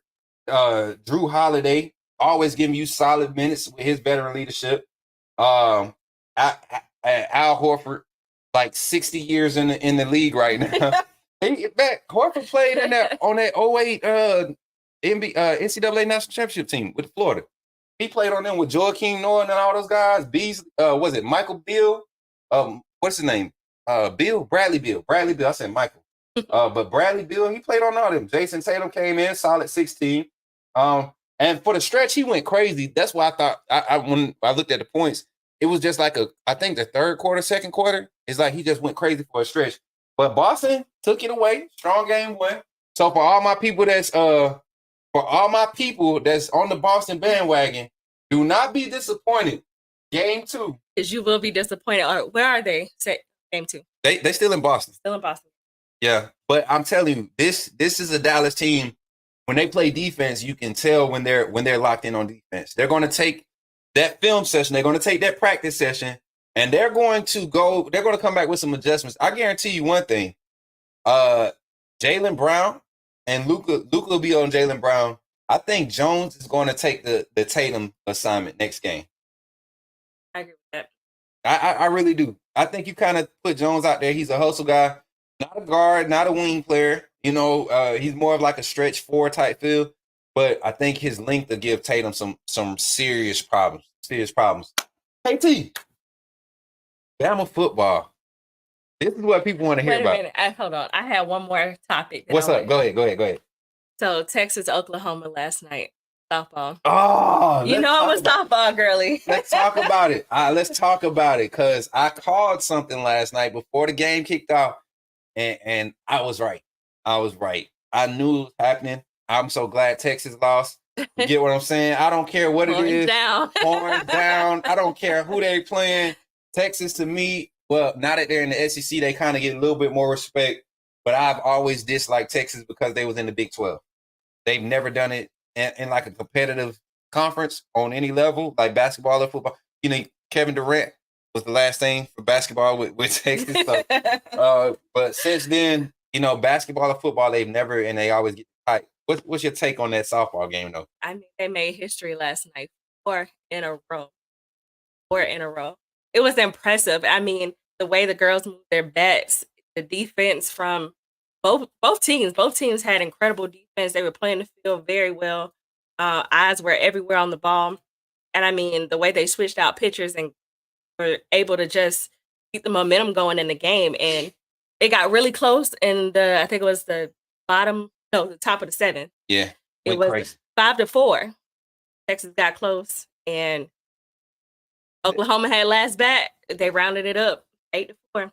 And what's crazy, the announcers before the game was saying if Texas can avoid allowing them to go on that type of hitting streak, they will get themselves a chance. And they did that for majority of the game. They did that for majority of the game. And like you said, there's something turned on, man. Something turned on for Oklahoma, and they racked them up back to back to back. I mean, just went crazy. And not just RBIs. And that was one of the stats that I was looking at last night. Now, I have to give Texas their credit, even though I'm not a fan. I'm not a fan of Oklahoma either. But Texas has a really young team, and all of their batters were career above 60 RBIs. Mm-hmm. I think that's crazy. And most people are getting 30 to 40 RBIs in their career. And everybody 55 and up RBIs for a career. That's crazy. And then everybody at least 5 home runs. And they have a really young team. Like I said, most of the team was freshman, sophomore, not many juniors and seniors on the team. So for Texas to be number 1 and to get to the point with as young as they are, I thought it was pretty impressive. Yeah, and they played a veteran Oklahoma team. A very veteran Oklahoma team, a team that's used to winning. That was the most winning in class to come through college softball, women's college softball in history. The most winningest class. I want to answer Cindy's question. Mm-hmm. She said, "What's your opinion on Murphy, the freshman pitcher, in our last game instead of bringing Bieber back in?" I think it was a risky move, and that showed. Might not have been a good risk, but it was a risk that he was willing to take. And didn't pan out too well for him. I personally, I kind of like the move. I don't know if he's going to be here next year or in the coming years, but he needed to train somebody to come in those pinch situations. That was one of those pinch situations. So I think it was a good move for him. Obviously, we had to put the game on the line for it, but I think it was a good move. I mean, but that ain't the first time he did it in the season. So, put the pressure on it. This is all or nothing at this point. I know I've had an opportunity of kind of interacting with Coach Murphy, you know, and a very he likes to take risks. He put a lot on his girls to kind of just play free, not play for free, but play free, be loose when they're playing. And I'm pretty sure that she came in and she looked shaky. She looked shaky, but they were going against Oklahoma. It's scary for any new pitcher to get up there, and especially go up against Oklahoma team. Oklahoma team. It's going to be scary regardless of who's up there. But break her now, get her to it now, because next season is when she's really going to be the. I'm telling you, gotta explode. Murphy has done his job as far as recruiting for this softball team. And I'm becoming a fan. Like I haven't dove into baseball and softball as much in my years coming up, but going to that game live, that brought a different type of energy for me. And then going to the baseball game when my sister came in town for 8-day weekend, that was a good experience for me. I'm starting to love the atmosphere of baseball, Braves games, like all of that. So yeah, we definitely need some hitters for the softball team. I don't know what went down towards the end of the season. But yeah, we definitely need some hitters. Even on the baseball team, my men's baseball. Which is funny because we've always had a history of having the best batters. Maybe not the best, infielders, but always had a history of having really good batters. So it's really interesting that we find ourselves in this place. I actually met Coach Murphy years ago when I was trying to do my scholarship. When I was trying to do my scholarship for Bama, sorry. Actually, and fun fact, I actually had a scholarship for South Alabama, and then I lost my scholarship because I broke my glove hand. So I tried to try out, and Coach Murphy was there when I was there, trying to get in 2010. So he's been there for a while. I'm telling y'all, if y'all been following my socials and stuff, y'all seen when we was at Panama City for the 7-on-7 tournament that weekend. We went to Dave & Buster's. Man, that basketball, hey, it got serious, man. It got serious. It got serious. So that's our little take on the softball team. That softball game last night. That was a good game though. I enjoy, even though it wasn't Bama playing, I enjoy a good competition when it comes to collegiate sports, man. You see the passion. That's why it's hard for me to get with NFL. Speaking of NFL, we got a lot of teams in camp, OTAs and stuff. I'm gonna pull it up. We got a lot of teams. You talked about Miami getting Odell Beckham Jr. You had a little something to say about that yesterday when I talked about it, because he's not at the mini camp, which is, we expect that. McDaniels is one of those guys. He not big on all that strictness stuff. I want my players to understand personality, trust in each other, do what's best for them in their careers, do what's best for the team at the end of the day. And those guys buy into that mindset. Kind of speak on that, because we was talking about that just being like a trend in the NFL professional sports level anyway. Yeah, he's definitely a new age coach. It's more statistics. Correct me if I'm wrong. I don't think he's ever played a snap of football, but he's been an analyst for years. So he understands the game from a different perspective. He understands it from a number standpoint. And so for him to be able to inject his players with that motivation to get out there and make plays and make it happen without ever having touched the field before, that's crazy. I've seen the work that he did last year with Tua and Jalen Waddle, and I'm impressed. So I'm looking at this like, to even not put pressure on Odell to come back and try to prove something. Like, they have space to not make Odell a primary target because of the wide receiver core that they have already. And then re-securing Jalen Waddle, that was a key thing for them. this offseason. I think Tua has no reason to not be like top 2, top 3 quarterbacks this season in the NFL. Absolutely. I mean, even if they don't win a lot, that offense should put up numbers. And he has no excuses to not be a top 3 quarterback in the league. No, my Jets got Miami this season. Well, every season they're in the same conference, but don't make that face. Listen, and I will be if I have to wear a jersey that game, I will be wearing a Miami jersey. No. I refuse to put on Jet up. It's time to take flight, boys. JETS. Jets. Man, get the heck out of here. And y'all know I'm a Falcons fan. Not much news coming from us. Ready to see Michael Penix. I ain't gonna lie. That draft pick kind of calm me down. It didn't make sense, but it calmed me down because I said, okay, maybe we just wrote a stupid check. That's what we did. We just wrote a stupid check. You know, we kind of had to secure somebody. I don't think we expected Michael Penix to be available when our pick came around. And I'm going to say it like this. A lot of people don't agree with skipping over Dallas, but I agree with skipping over Dallas for Michael Penix. When you got an offense that you can really, really take a chance and build, Cousins is not going to be ready at the beginning of the season. He's not going to be ready. You don't think so? No. Why do you think that? I think they're going to take their time. With that much money invested in the Cousins, they're going to allow him to take his time. They're going to allow Michael Penix to show what he can do, right? This staff is going to allow because there's so much buzz around it. So at least preseason week 1 and 2, before they think about rushing Cousins back, that's an Achilles. Listen, I just want to say I've been in Atlanta for 8 years now, and this Atlanta fan base is something serious.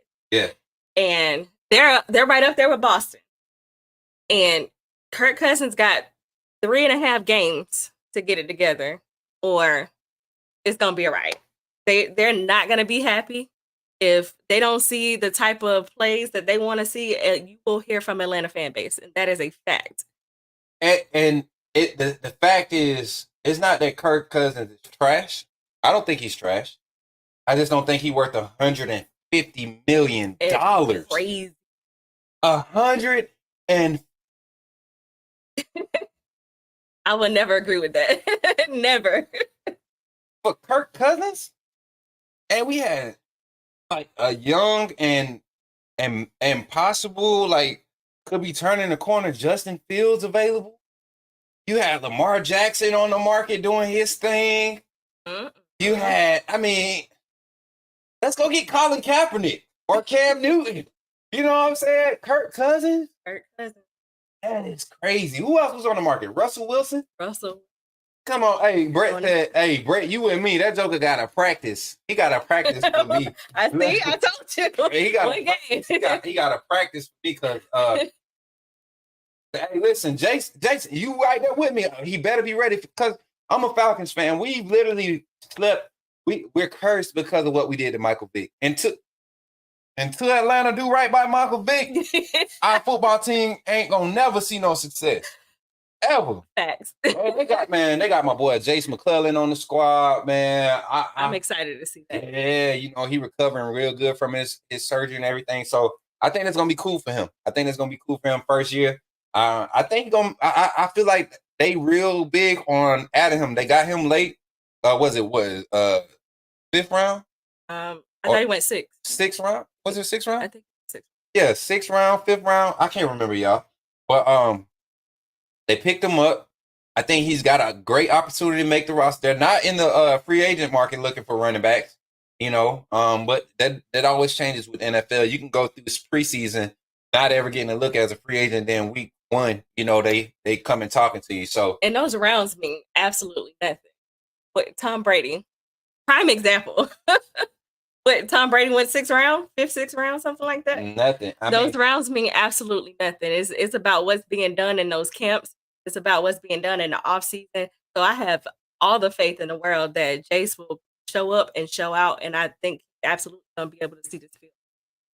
So one thing that Atlanta did do, we signed Antonio Coleman. I think that's gonna be a funny little add to that secondary. I'm so serious. I think that's gonna be a crazy funny add to the secondary. But yeah, that's a good little talk on all the news. We got 30 minutes, man. We're gonna open up the phone lines. I think you got to put your headphones on for this. Okay. And Yeah, when they want to hear you, they'll hear you from there. But we're gonna open up the phone lines, y'all. 334-625.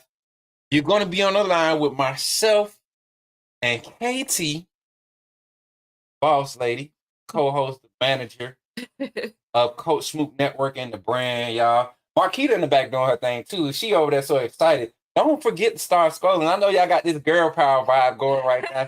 We gonna add somebody else to the back office too. I need some testosterone support. I need some brothers. You know what I'm saying? I need some family in the back. But yeah, we got our first call on the line, man. Y'all know who it is. The one and only D. Call from Zachary put me in the game, Coach. To accept, press 1. To send a... Yo, Zach, you on the line with Coach Smook and KayT. How you feeling today, my boy? I'm doing good, Coach Smook. Just getting ready for the weekend. Yeah. I know how you be acting. I know what you be talking about, man. What you got going? What you got planned this weekend? I'm going to my nieces and older brother from Pennsylvania are coming down to visit, so I'm gonna go spend some time with them. Okay. Let me see something. Hey, chat, can y'all hear Zach in the chat? Let me know. Make sure I got everything routed right. Y'all can hear Zach? Okay. And then you should be able to. Should be. Okay. I don't know. I can't hear. She said she can't hear you. But keep talking, Zach. What you want to talk about today? I'm sorry. I'm gonna be trying to work this audio back here. While KayT gets straight. Okay. I want first off, I got a couple of announcements. Happy early birthday, Kimberly.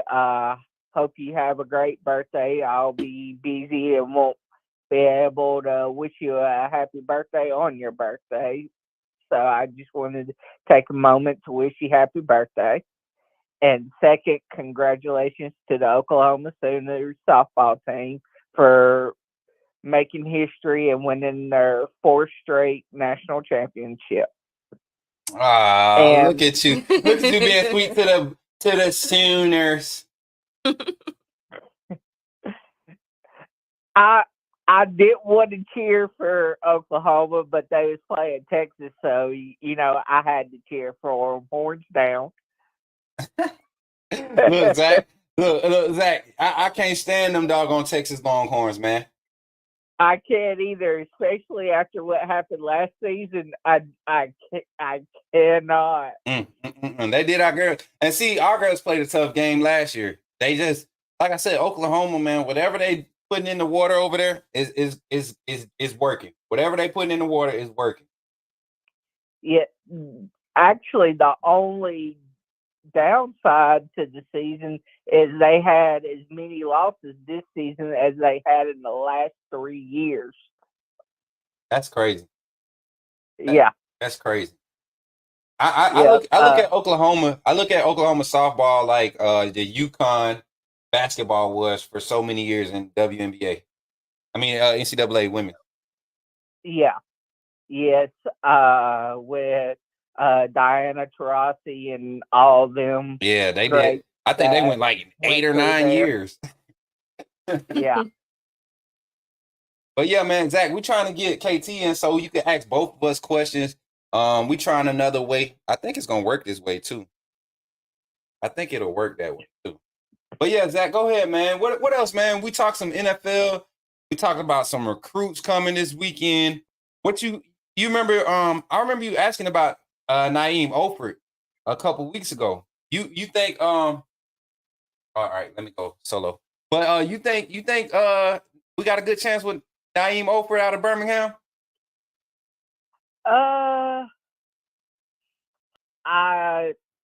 I don't.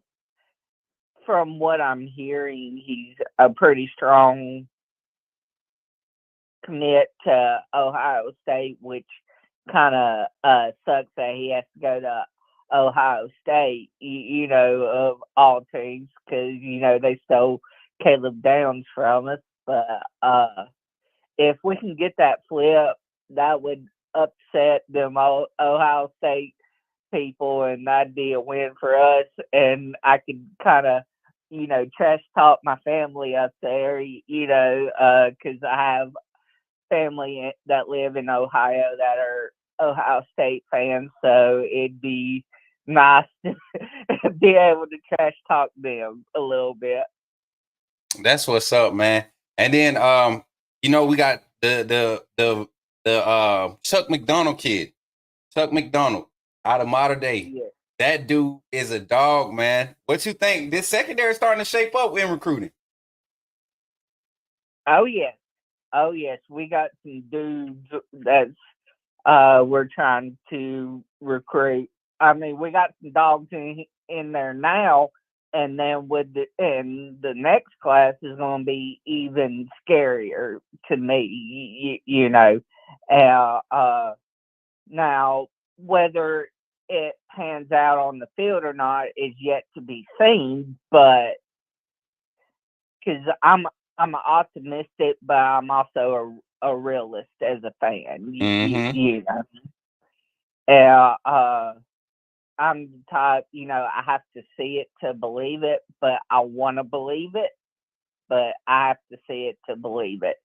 And, and just with all the struggles we've had, since winning the national championship in 2020, I would really like to see this team get back to how they used to be, with blowing teams out, not just winning by 3 points, every single game and nearly giving me a heart attack. It ain't good for my heart.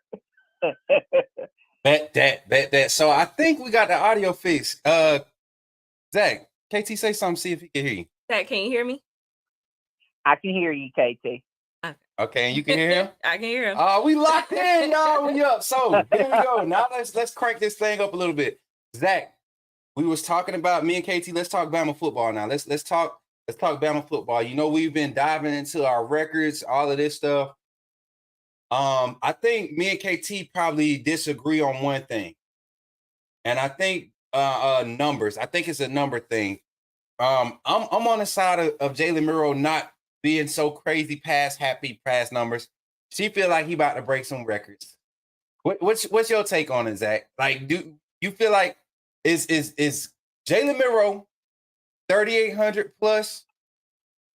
Wait, I'm gonna ask it like this: more or less? 3,800 passing this year? More. Oh, okay. So tell me why, because KT said the same thing. Tell me why. Because I feel like Miro's going to be able to take that next step with his arm talent, and make those adjustments that he was lacking last year, because he not only does he have a coach that believes in him, he's got a staff behind that coach that can develop him to be the quarterback we all believe he can be. So what's your reason for why? I completely agree. I think it's a different level of confidence. I think it's a different staff. But we talked about Tommy Reese in the past, but this level of experience and coaching is going to pay off for Miro, and we see it by his physique is changing. You see it in the way he speaks. He's just a different kid. He's confident. You see it when he walks on the field. You see it off the field. I mean, I think it's going to translate. I'm gonna say less, because he's gonna use his legs. He's gonna use his legs. Miro is gonna have 3,700 yards passing, and he's probably going to be close to 1,000 yards rushing. A lot of the running backs, the total run game is definitely going to be closer to 2,000, 2,100, 2,300 this year. You're talking about utilizing 3 backs, giving them anywhere from one back can have 20 carries, one back can have 10 to 15, the other back going to have 10 solid carries a game. You're talking about adding Miro into that rushing attack. You're probably going to run the ball 30 times. I'm telling you, man. Brittany. Stop being. Listen. You know what? Brittany, I'm gonna stop. We're stopping that, all right? We're stopping. But we definitely I don't see the numbers. I don't see him having to put up numbers like that to be one, the Heisman leader. You get what I'm saying? And two, for us to win because we have so many options around him. And I think this staff understands that. And they're not going to put pressure on him to be this prolific passer. He has the ability. There will be games where he has to be 400 passing yards, 60 rushing yards, or 30 rushing yards. But there are going to be more games where there's no need. They're going to play 3 high safety against this passing tag. They're going to force us to run because they're not going to put 6 in the box. They're going to put 7 in the box. They're going to put 6 in the box. And if you do that against Bama this year, Kalen Deboer is not forcing a passing play. He's not. Nick Sheridan's not forcing a pass game. You know, Jamarcus Shepard, pass game coordinator, is not trying to scheme up against 7-man coverage every game. He's going to let the running game do it. Hey, Shane B, ain't no duet being sung today, man. Golly, bro, we're going to make it depends on what he's saying. I might catch a man, vibe. Shane about to get kicked in the throat. Shane, you about to get put in timeout, bro. As for a duet, we talking football. He talking duets. Get on out of here, man. If I fight you, but anyways, I think that's why I think it's not going to be one of those things for Euro this year as far as the passing game. Bring up a topic for me. Okay. Let's get And I can agree with you, Coach Smook. But my counter offer to that is, if our running game's going off, then they're going to have to take a man or bring a man down to stop our running game, which is going to open up our passing game. So, I mean, they're going to have to pick their poison, you know, kind of situation. Right. 100%, man. And I said it could go either way. For me, I'm more realistic as far as the balance that they want to keep this year. Defensively, who's our guy to watch, KayT? Who's your guy to watch this year? Defensively, like, it don't matter, freshman, newcomer, veteran. Who's your guy to watch? Honestly, I don't have a name. Got a group? I know you like to get on the group work. I mean, it's going to be about the corners. I think the backs are definitely going to have to put in the work. Yeah. I think people are going to try to definitely run. This is where Alabama has always suffered, is in the pass game. Yeah. We've not had great coverage with cornerbacks, and if we don't get the cornerbacks in alignment, it's not going to work. Yeah. And you, Zach was on the other night when we was talking to Coach Teague about George Teague about that alignment, pre-snap alignment, and that's gonna be key for this defense. Zach, give me a group or a name to look at for this season, and then we're gonna get to the special stuff. You know what I'm saying? Give me a group.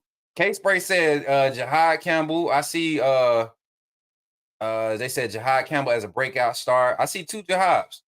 We talking defense. Look, these folks don't be fancy. You see what I'm saying? This how I look on my side. You see how I be trying to. But Zach, who on the defense, bro? With me, it's Damani Jackson. Mm. And the reason why the reason why I say that is because when he was at USC, he got beat. You know.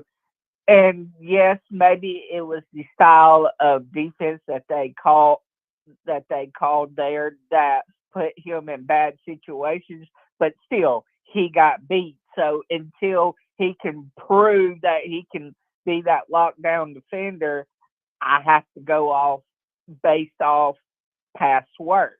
You know. For sure. Well, Zach, this is a first time thing. We got me and KayT on the screen. I know how you is with the ladies. You know what I'm saying? I know how you is with the ladies. So, Zach, we need you to bring that heat this morning. KayT listening. You know, it ain't just the fellas today. You know, we in the studio when we in the studio, we kind of mess up. You got to be on point today. Zach. You got to be on point today, Zach. Okay. Okay. I got something for y'all today. All right, chat. AAA family, Coach Smook Network, viewers alike all over the world. You are now about to tune in to the sweet and soulful singing sounds of Zach SOS will just take it away, Zach. Ooh, ooh, I got a feeling that this week is gonna be a good weekend. Okay. That this week is gonna be a good weekend. That this week is gonna be a good weekend. Ooh, ooh. I'm loving the remixes. Man, Zach is the original, man. He is the original. I'm telling you, Zach, I'm putting together a whole compilation of all your songs right now. So if Drake come and talk to you, you better send him my way. I'm your manager. Okay? Okay. Send them my way. Tell them you don't talk to nobody. You go talk to Coach Smook. That's my manager. That's what you tell him, Zach. All right. All right, man. Zach, appreciate you for calling in, man. This is the best 15 minutes of the show, honestly. And that's no slight at anybody else. This is the 15 minutes where I know we're going to start it off right because my boy Zach is going to call in with the energy. He's going to bring the vibes. Oh, yeah. And I love my boy Zach. Zach, you got anything for the family? Yes. I'm taking requests for the Alabama-Georgia tailgate. Put them in the chat, and I'll write them down so that way I can be practicing. So I'll have a song list for y'all at the tailgate. Oh man, Zach acting up today, y'all. Much love, Zach. Roll Tide, man. Roll Tide. All right, man. Listen, y'all. Phone lines are open, y'all. Phone lines are open. Go ahead and call in 334-625-1121. Hey, Moon Rocket says, Zach, you got to get your vocal lessons back, right? Because you got to get on top of that. Ooh, ooh, you know what I'm saying? That part right there. Tonight's gonna be a good night. Tonight's gonna be a good night. I feel it. You gotta be able to project that thing, man. That's that choir director vibe. Don't be playing with me. Oh, yeah, 251 on the line. Who is this? Call from Cindy from Saraland.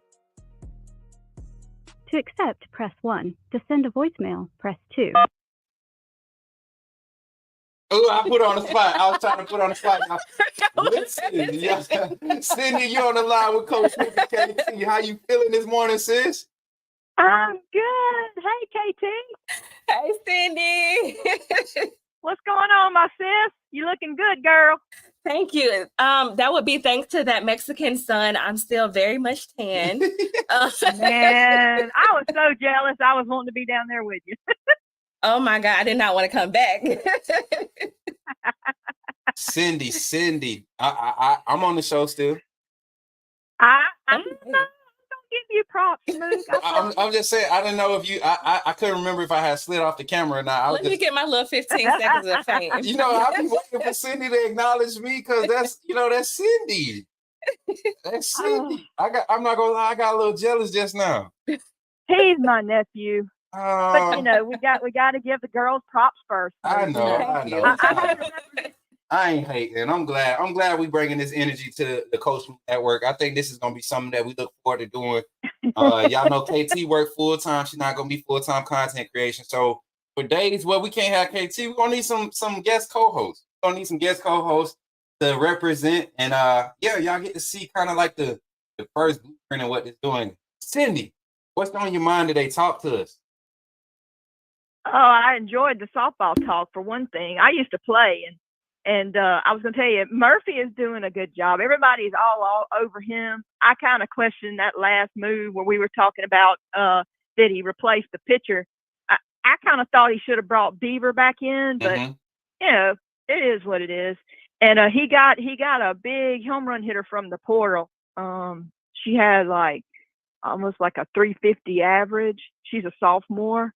And she had 19 home runs for her team last year. So he's got her in the portal. Looks pretty good. Coach Murphy is seasoned. Mm-hmm. He knows what he's doing. And I must say this also. I think putting in the freshmen was a good job because they already knew what Beaver had to offer. Fastball, curveball, drop ball, rise ball. they already knew it.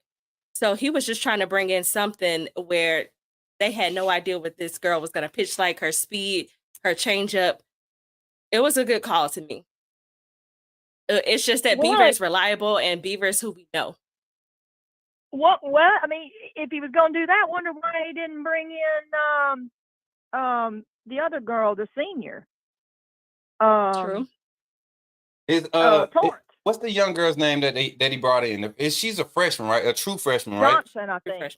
Yeah, she's a true freshman. I think with talent like that, Cindy, and like I said, I remember earlier in the season, she was thrown into a similar situation, and she didn't fold. She held it down. They ended up still losing, but she did her part. You get what I'm saying?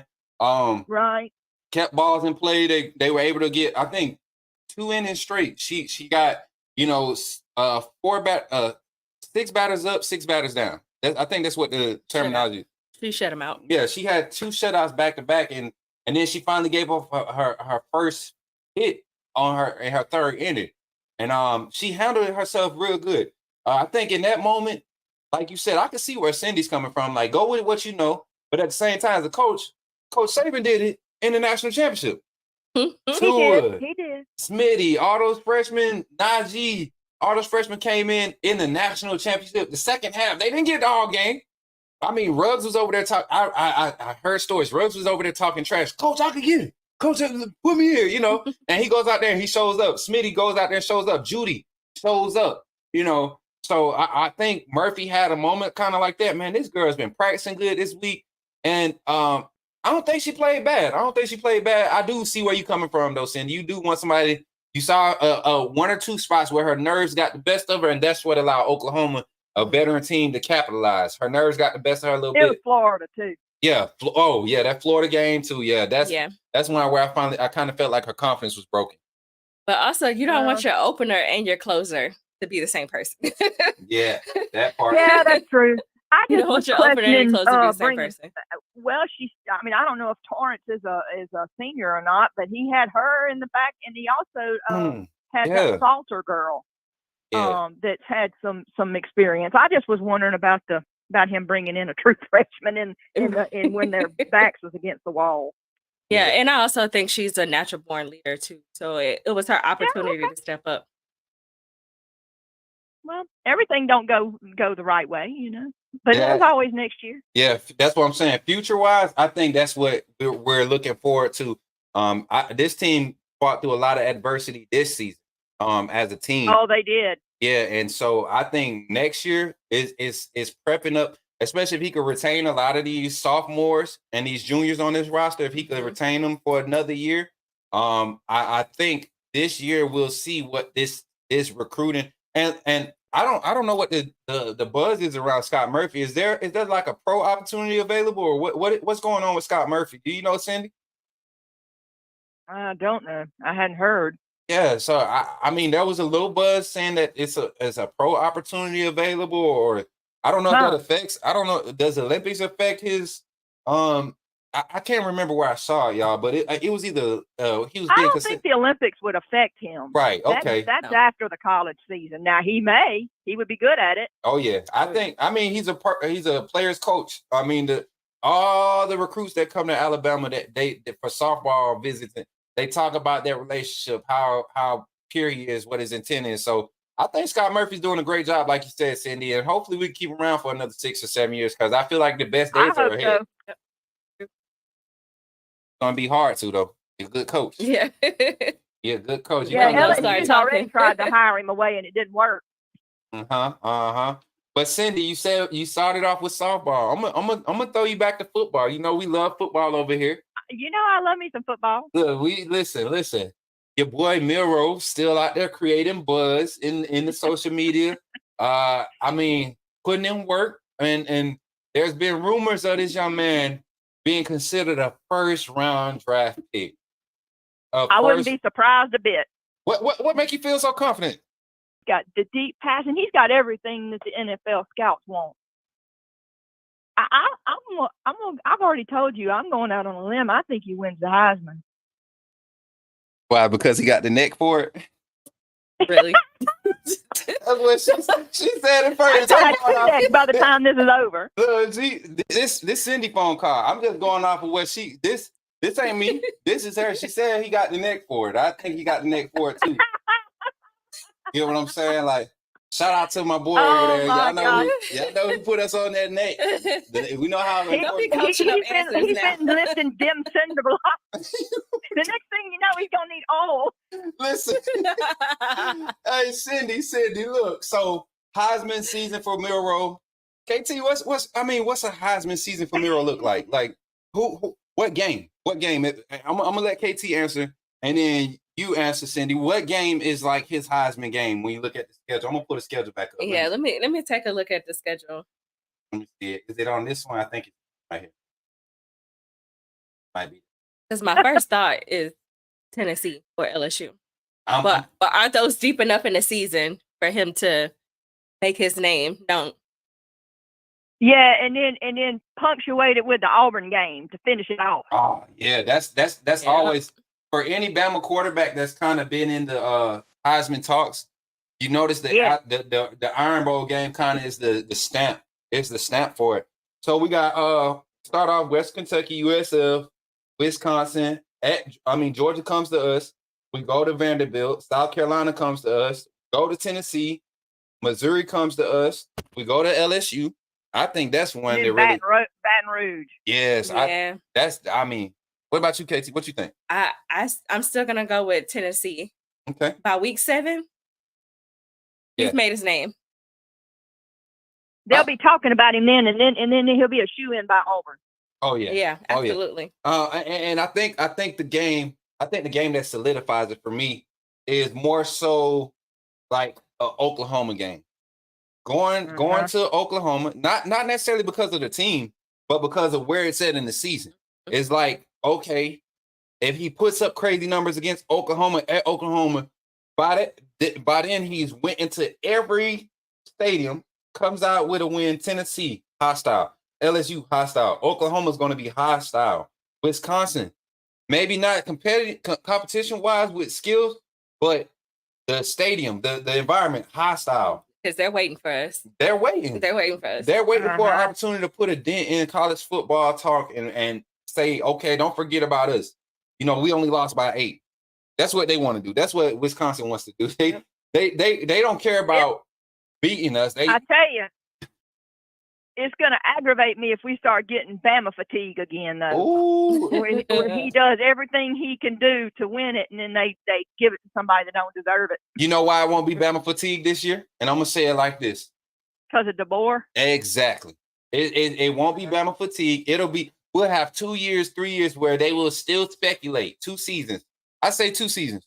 They're still going to speculate about Bama. They're going to give us the benefit of the doubt. If we drop 1 or 2 in the next 2 years, they're not going to beat us up as bad because Kalen Deboer is here, right? Right. But I guarantee you, if the voters vote like it should and we get the type of production we're talking about from Jalen Miro this year, Justice Haynes, Jahad Campbell, Deontay Lawson, Malachi Moore, all of these, Damani Jackson, Keon Sapp, all of these guys that are names are just buzzing, Jaheim Otis, Tim Keenan, all of these guys have an opportunity to really win some awards. This going to be a crazy start to a new era for Kalen Deboer, Saban 2.0. So you don't think that the running game is going to hurt his chances? Because I think the running game is going to be just hit out of the park. Listen, I'm telling you, I'm right there with you. We were watching the A-Day game because you weren't there live, but you was watching. Yeah.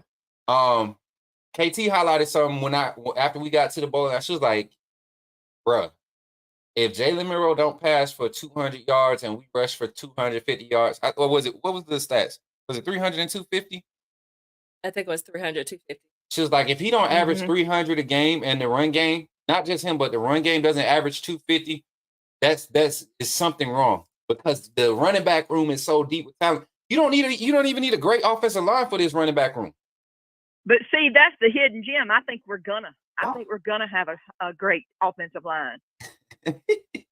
Brittany acting up in the chat, and that's gonna tick everybody off. Yeah, and that's what I'm excited to see this year. Cindy, before we let you off, anything else you want to say to myself, KayT, to the family? What's good? What you got to say?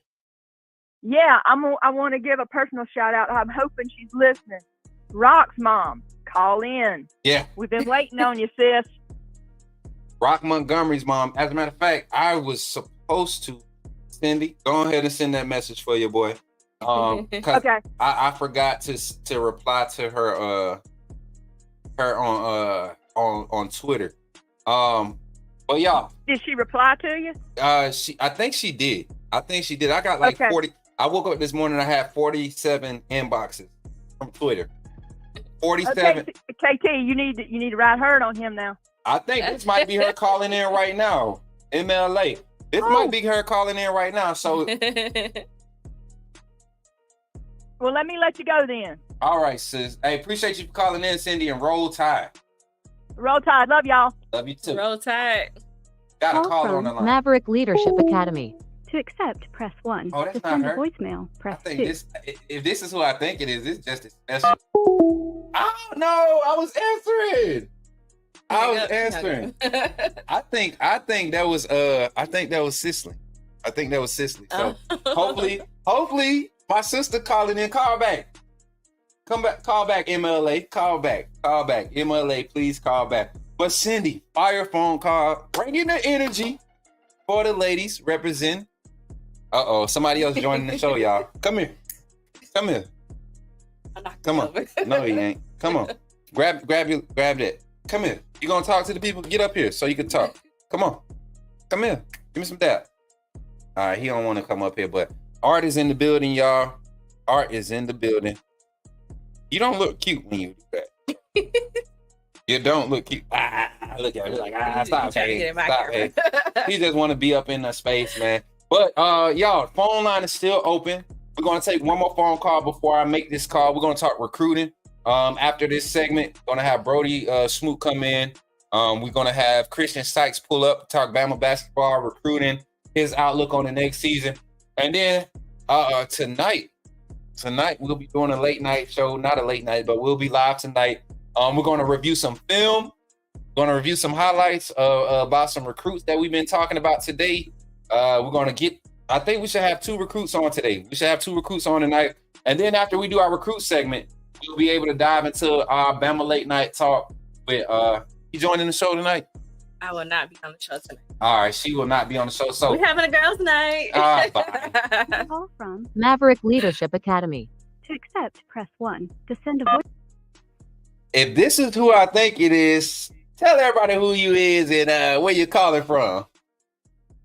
Dr. Cicely put me in the game, coach. What's Let's go. going on, Michelle, my sister? This is crazy, y'all. So y'all know I get real special, get real sentimental when my family called in. Pops called in before. I don't think Mom called in yet. Mom called in yet?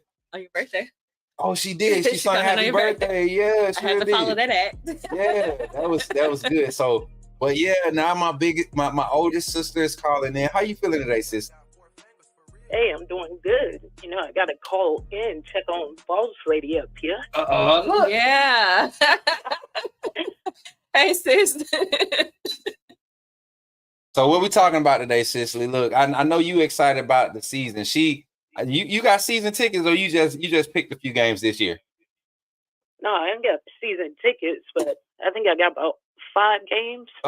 You got season tickets. Season tickets. You got season tickets because you probably got one of the cupcake games. I'm pretty sure. Pretty sure you got homecoming. Yes. I know. Did you get Georgia?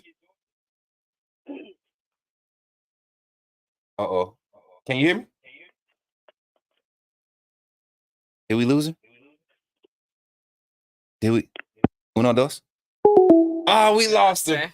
We lost her. I think she's trying to do it from her app too. That's pretty cool. Oh, Because okay. it does have a more solid connection when you do a Google Voice to Google Voice. But I'm gonna the ringer's turned down already. So when she called back in, we're gonna get my sister back on the line, y'all. Because I want y'all to hear how we talk football in our family. But 601, I saw you call in. If you're trying to call back in, you know who that is. 601. Oh, yeah, I do know who that is. Yeah. So 601, if you're trying to call back in, Cicely might just she probably gonna text me and be like she gonna call back when she gets to a better spot. But 601, if you try to call in, go ahead and call in. We got time for one more phone call. We got about 10 minutes left on our call segment. And while we get the call segment ready, you're gonna have to take the next one. I gotta prep some stuff in it. No. Yeah, you gotta take it. So I'm gonna prep. I'm gonna prep the next segment, and KT, you gonna answer the phone on the phone call. All right. Chat. How y'all liking this segment though? How y'all liking it? How y'all liking it? Having the co-host on the stream. We really kind of did this setup last minute. We didn't test it like we should have yesterday, but I think we're gonna get the boom mics. I can plug a boom mic up into this and we can rock it like that, or we get the USB and plug it in right there. We can have 2 mics set up for it. See, yep, I knew it. I said I know it. I know she ain't about to just be hanging up. She wanted to get in, but sis, you can call back in. Mario, what's good, my boy? Call from Piano Man, put me in the game, coach. to accept, press 1. To send a voicemail. Hello. Game, coach. What's up, Wendell? Piano Man, long in the building. How you feeling, big bro? Bro, I feel better than I did last night, man. Man, look, I see you was up with me 3 o'clock in the morning. What you was doing up 3 o'clock? Well, it was about 2. Well, yeah, about 2, 3 o'clock your time, 4 o'clock my time. Well, bro, listen, I'm grown than you. So you don't ask a grown man what he doing up that time of morning. KayT, how you doing, sister? He said, how you doing? I'm good. How are you? I'm doing all right. Look here, Smook, this is the best move you made, bro. She has brought some life to the building. Yes, sir. And some beauty with it too, bro. Yes, yeah, sir. man. If you're gonna choose, look, man, nothing. I ain't gonna say that. Say it, cause I've been trying to tell her. Say it, bro. Say it. Go ahead. When you bring when you bring a co-host in, don't act like you blind. I got these thick glasses on. I can see. You can see, brother.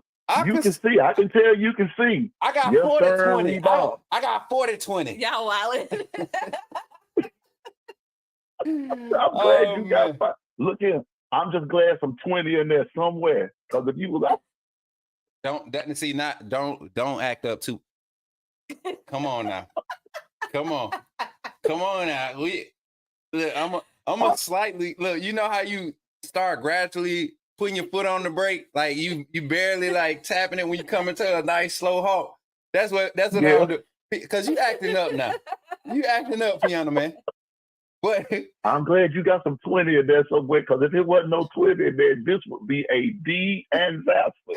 I'm telling you. Listen, man, look, act right. Look, act like you got some home turns about 10 minutes, big bro. Okay, bro. I'm gonna try to act like it, but so I'm gonna act like it. Okay, here we go. What you got for us today, man? We're gonna calm down. What you got for us today? Man, listen. We're talking about recruits. We're talking about we're honest to goodness. I'm glad that Fridays come around because it's kind of a buffet, if you will. We kind of make a choice of the things that we want to talk about, and I like that. But I want to say this. I want to go back to the WNBA with our sister KayT, the Just the second, and that's going to be about it for me today. Yeah. Because I do have a funeral that I do have to go and play for in just a couple of minutes. But I wanted to call in. First of all, tell KayT you're doing a fabulous job, and I appreciate you and what Coach Smook, what y'all bringing to the table. So let's keep it moving and don't let nobody stop you. But in this WNBA thing, man, first of all, it all started in college. This is a college thing.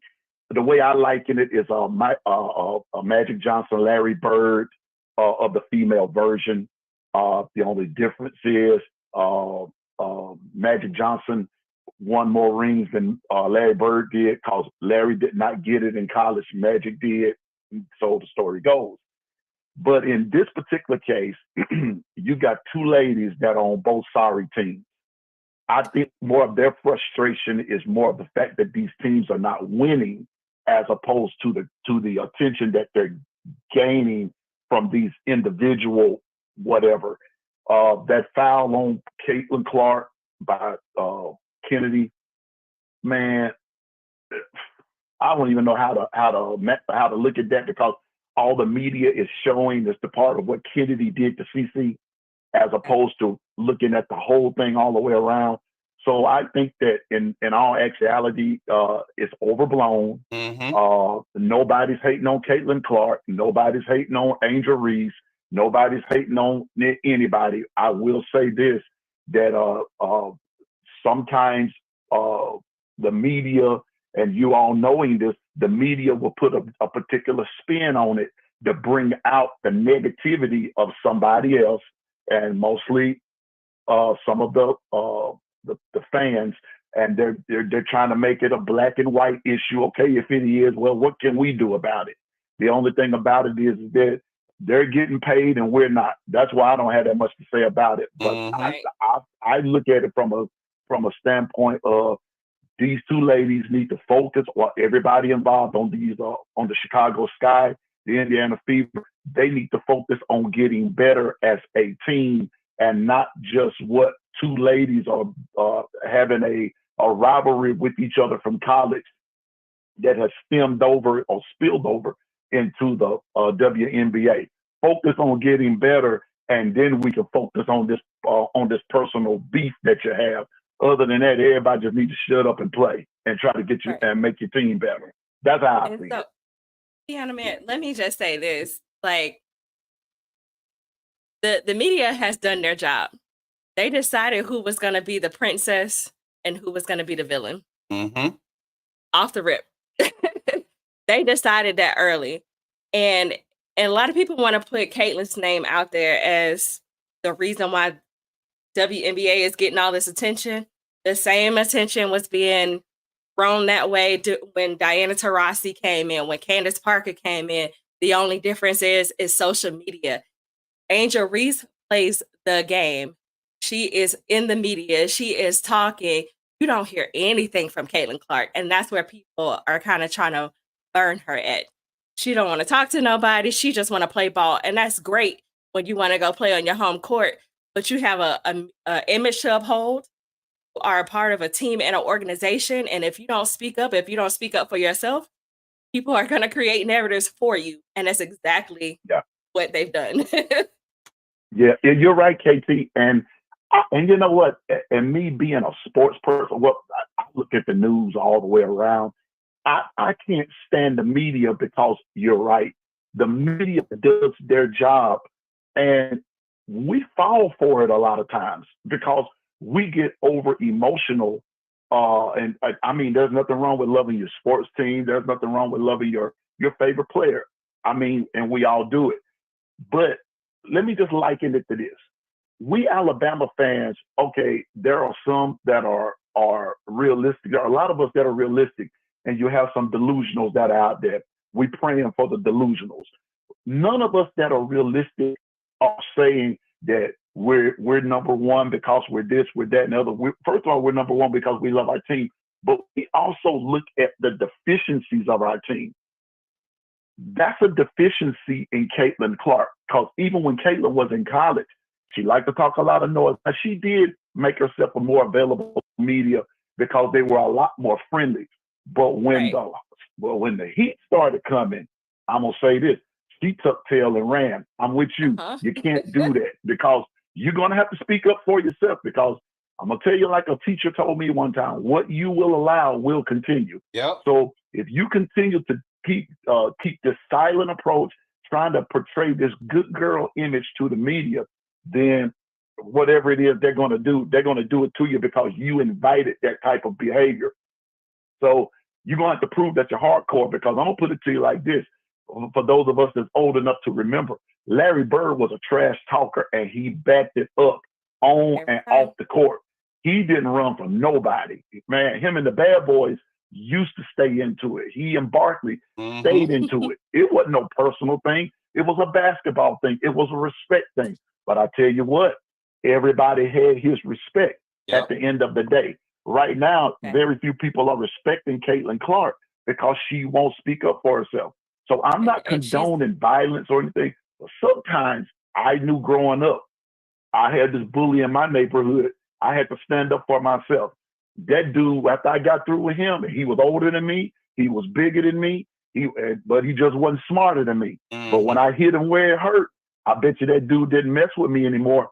That's what Caitlin Clark's going to have to do. Okay, you can shoot the 3-point shot, but do you have the grit down low? Can you check somebody? Can you give a hard foul and say, now what? And then turn around and talk about it, whatever. So I just want those two teams, the teams that they play for, that her and Angel play for, I want them to start winning. I need the team to match their energy, because Angel is a baller. I don't care what the media say. Okay. Angel can bring it. She can bring the doggone thing, but she just got to have the right people around her. Not only is Angel a shooter, she's a defensive player. Oh, I mean, gosh, yeah. I think she's averaging 6 to 7 steals in her 20 minutes of play every game. Mm-hmm. And you know what, KayT? Turning the ball over. She's shooting threes from the field, but she's turning the ball over just as much as she's shooting. Yep. I mean, KayT, see, you need to preach that part right there. The turnovers. Turnovers lead to points. I not only play football, I play basketball too. Turnovers lead to points in basketball. Man, turnovers are a lot more crucial than the turnovers in football, because the game is different. But she better stop the turnovers. And like I told somebody the other day, keep talking about being a good player and this, that, and the third. Watch and see what they do to you. This is not Iowa anymore. This is professional basketball. And so you keep just being a good player, but you're not producing any championships. This is going to be a done deal for you in a couple of years. Putting up 30 points and you're not winning no games. It don't mean nothing. Man, listen. Don't mean a thing. Allen Iverson did it for how many years in the NBA? And you saw what happened. And he played defense. Iverson played defense. Iverson was feisty. You gotta be able to channel that to make your team win. You got to be able to lead.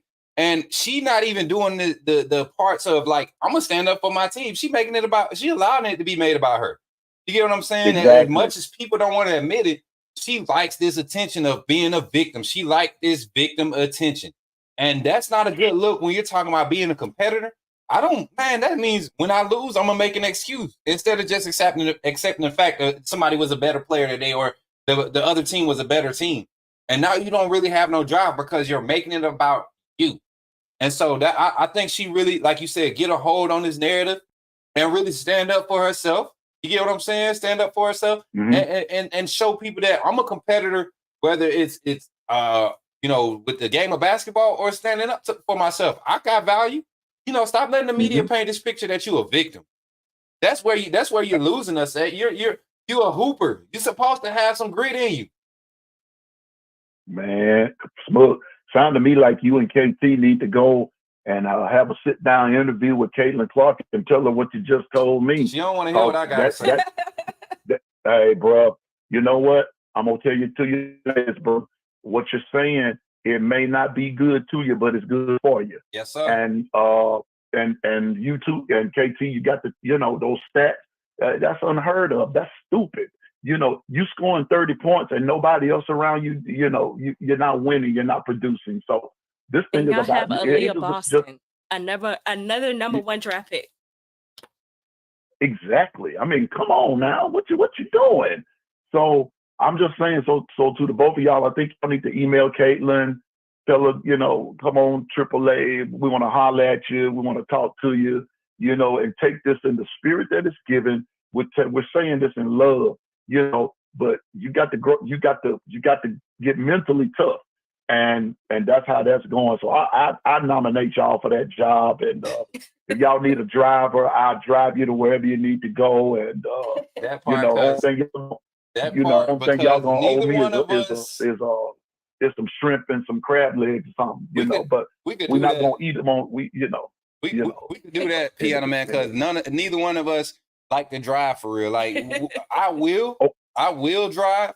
Mm-hmm. But I don't care to drive. But when I do drive, I drive. You get what I'm saying? Bruh, I love driving. It keeps me mentally, it keeps my brain going.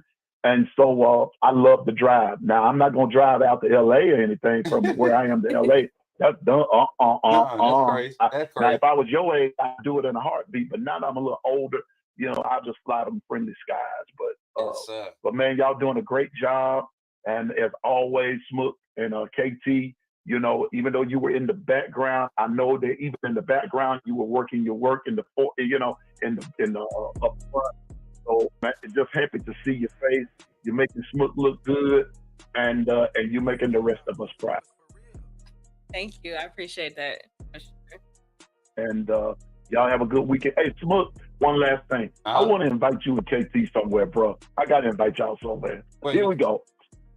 I got a call this morning. My partner is celebrating his 60th birthday, right? Mm-hmm. He's from New Orleans. Bruh, and they having a BYOBB all white party. The BYOBB just simply means bring your own brown bag. Oh Lord, not the brown bag, Jesus. Hey, bro, we gonna be in New Orleans now. Can you think y'all can swing that, man? No. Yeah. You gotta send me the information, because we literally was talking about New Orleans, right? And because I want a authentic crab boil. I want to hit an authentic crab boil. I want to get on. Oh my God! I want to go to Bourbon Street. I want to hear the live bands on the side of the street. Like I want that feel, man. I want that Cajun feel. I want that real Cajun. And I haven't been in New Orleans in about 6 years. I need them beignets. Well, I'm gonna get you the information, Coach and KT. I'm gonna get y'all the information, sure. And y'all gonna be my guest. I'm a guest, but y'all gonna be my guest of some guests of the party, bruh. And we gonna make that crab boil, seafood boil, beignets, and everything else. We gonna make it happen for you, okay? I know it's gonna be my partner's birthday, but we gonna celebrate you and KT, okay? I don't know what we gonna be celebrating, but we gonna be celebrating. It's to celebrate. That's all we need. Is to celebrate. Piano Man. We just gonna have a celebrate. I appreciate you for calling in, man. We got some segments we got to get to. I got some call-in guests I got to get to. Yeah. But I want you to be on the lookout for your clip tomorrow. That clip is going your clip from the phone call the other day when you kind of went in on the other fan base. Yeah. That thing gonna go viral. Okay. I've been editing up, and the hype behind it, like the edits. I got some little clips, some like gift stuff put it. Like it's gonna be crazy. It's gonna be crazy. So be on the lookout for it, bro. I appreciate it. But I love y'all. Hey, and I got to get to this funeral and help celebrate the life of a brother and everything. But man, y'all continue to do what you do. Roll Tide. And I'll see you tonight, big dog. Amen. Look, blessings and peace be with you. And may the Lord grant you peace and everything. And KT, may he grant you patience to look at he who is on the other side of you. Yeah. Amen. Get off my phone. Get off my phone, man. Look, I love that joke right there. I love that joke right there. Well, y'all, I don't mean to rush it, man, but like it's just a good time. It's kind of hard to try to make this thing stay within our time limits and all that stuff. But what we got going right now, and I know the phone line's still open, but we gotta make a phone call. I gotta get some recruit information in. I got some basketball takes. We got some other reporters and beat writers that we want to bring on. You staying on for this? I'm actually out of here. All right, so hold on, y'all. I gotta do this. I gotta display this because I think this is so fire. I was up early this morning, and this was something that I was creating. And I just wanted, to commemorate today and how fire it was. You know what? I might go back to that other one. I like this thing. I think we need to take our off. Hold on. Go on there and take that off. Right. Okay. Yeah, so hopefully we're gonna be using this template a little bit more. We actually about to be taking some solid headshots for our new content and our brand that we're gonna be pushing. Y'all can see she's literally next to me right there. And but y'all, it's something that we're working on. And KT's not the last personality that we're gonna bring onto the network. She's just the first, and she's gonna be the primary co-host for the Coach Smook Network. So y'all give it up for KayT, man. I think she did an awesome job today, y'all. I cannot play. I really think she did a great job, y'all. And I'm not just hyping her up. I think she did an awesome job. So I appreciate you, KayT. I know you got to go handle business. But when we close the show out, she might be able to come by and say good afternoon or goodbye to everybody tonight. So appreciate you, KayT. You get anything you want to say to the people before I let you up out of here? No, I'm just going to say thank y'all for showing me some love. I was a nervous wreck. So I hope I feel like I've warmed up throughout the show, but I'm excited. And I can't wait to get ready to meet everybody. I met a couple of y'all, but it's going to be fun. Facts. So with that being said, man, KayT, go handle your business. And once again, y'all, appreciate y'all for doing what y'all do. KayT, thank you for joining the show. Look, I ain't gonna look at you on there because I want this to be a cut. So KayT, thank you for joining the show, supporting this brand, being my manager, doing what you're doing, being my best friend throughout this process, this transition in my life. Literally from the time I signed the first contract to go to Bama Football on YouTube to now, you have been in the mix of it. You and a lot of people on the team have been in the mix. So I really appreciate you. And keep doing what you're doing because we really started something great here. Only up from here. It's only up from here. You already know. Go ahead and handle your business, y'all. All right, y'all. That's KayT, y'all. Appreciate y'all for showing her love and making, watching her do what she do. I think she did so good, y'all. I really do. Y'all make sure y'all put some AAA emojis in the chat for KayT. Let me adjust this mic again. And while I get adjusted, man, we're going to run this one more time. You all talking about what's AAA? This is what AAA is. We're going to run it one more time. Glad you chose to stop by the channel today. Just wanted to give you an opportunity to really become a part of this community here at the KayT Smook Network. We like to call ourselves the AAA family. The AAA stands for authenticity above all. We just want to give you an opportunity to become a part of this community because we're growing and we're doing something special here as a fan base, not just for Alabama, but the fan community as a whole. We're creating an environment where it's safe to be yourself, be authentic, and meet people who share the same passion you share, whether it's for the same team or not. You can do this by becoming a member of the AAA family and earning your birth certificate, as we like to call it. You simply start by just clicking the link provided to you by one of the moderators in the chat, or it'll be pinned to the top of the chat. Click that link. It'll bring you to my homepage. When you get to my homepage, make sure you hit the notification button and turn on all notifications. Understand that there are multiple ways to support the channel, and each level has its perks. You can go through and read each perk. As we continue to grow, new perks will be added to each level. One thing we would like to highlight that all AAA members are greatly appreciated. It does not go unnoticed that you have taken time and hard-earned money to support this channel. Once you join, YouTube is going to ask for some payment information, and make sure you monitor your subscription dates. Also, if you really want to get interactive with the community and find out what's going on, think about joining our Discord family. This is where you can get into all the fan talk of the community, and also there are networking opportunities. Please be mindful that there are rules and that we expect everyone to treat everyone with respect. Also, if you're looking to partner with KayT Smook Network or sponsor, please hit us up at KayTSmookNetwork@gmail.com and our staff will get back to you in a timely manner. I'm your boy KayT Smook of the KayT Smook Network, and I thank you for supporting this channel.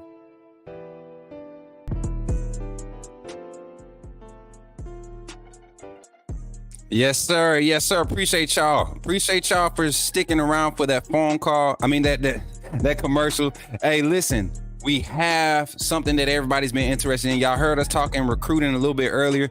I got my brother on the line. Y'all already know. Shouts out to him for taking time out of his busy day. You know, my bro, Mr. Brody Smoot, man, on the line. Brody, can you hear me, bro? Yes, sir. I'm here. Listen, bro, welcome in, man. Y'all give it up for my brother Brody, man. Y'all clap it up, clap it up, clap it up. Y'all know Mr. Brody Smoot, the other half of the Smooth Wave Recruiting analyst team, man. This network that we're building these relationships with these recruits that Alabama is targeting. Not just Alabama recruits, but recruits all across the nation. We really trying to take over Alabama, then we're moving. But yeah, Brody, welcome in today. How you feeling today, bro? Man, I'm feeling good. Another big weekend, scheduled. Got a bunch of big names coming in, so I'm excited to see. If we might get a few commitments. I'm not gonna say any names, but we'll see, man. Listen, man. Listen, I tell you, man. I'm excited, man. You got some guys, some unexpected. That's one of the lead talks, the lead headlines. Naeem Oford pulling up this weekend, but you also got some guys that's committed that are pulling up this weekend. Duke Johnson's pulling up. Let me pull my list up, man. There's so many of them. I kind of get lost and forget. You know what I'm saying? Because we really been making an impact, making waves on the recruiting trail. Even on that topic, Brody, what's your feels around this staff and what they're doing on the recruiting trail right now? Man, I feel like the staff's just been doing an excellent job. Like I mentioned multiple times, they hone in on a position, a certain group of players, 4 or 5 guys that they really like, and really go after them really hard. Just for example, one of the better receivers in the country is Marcus Harris, and like Alabama's not in the mix for him because we have entered the mix. I mean, we're still in the mix for Caleb Cunningham. You got Derek Meadows. You got all these other receivers we're interested in. Plus, we might enter the fold for Decorian Moore. Yep. This coaching staff done an excellent job of prioritizing particular guys and not wasting their time on other guys. I feel like they're using their time very wisely. So I feel like this staff's just done an excellent job of coming in these last few months and establishing relationships and getting guys on board, even before this Kalen Deboer era even kicks off. So I feel like this staff's just going to continue to do great things. And, I look forward to seeing where it goes from here, Right. And even diving into the visits, the players that's coming this weekend, man. What's some names that you're personally excited about just having them on campus this week? Oh, like you said, definitely Naeem Oford. That is massive. He was going to visit Alabama in the fall, but he changed that. He took an unofficial visit on Tuesday. He was on campus on Tuesday, and then decided to come back this weekend. That's huge. Alabama doesn't have a true cornerback. We have Zymeir Smith. Derek Smith can play defense, but he's mainly a safety. Both of them will probably play safety at the next level. I can see Zymeir playing corner, but we don't have a strict corner. So getting a guy like Naeem on campus is huge. Another guy I'm really watching is Dawson Merritt. He's probably on commitment. I mean, I think he's committing in June, if I'm not mistaken. Man, sometime this month. I thought it was the 13th, but it's getting so close, man. And I think the traction has picked up for Dawson to join this linebacker crew. I think with him, we may lose one from this class if that's a commitment there. But I think with him, we might have another that comes with them because of how this is stacking up and how flexible this linebacker room is going to be going forward with how Kane Womack is scheming up. And it's going to be Jaden. I want to say his last name Perlot from UGA. I heard a lot of good buzz from his visit, man. And everybody thinks he's a UGA lock, but I don't know what this staff is doing.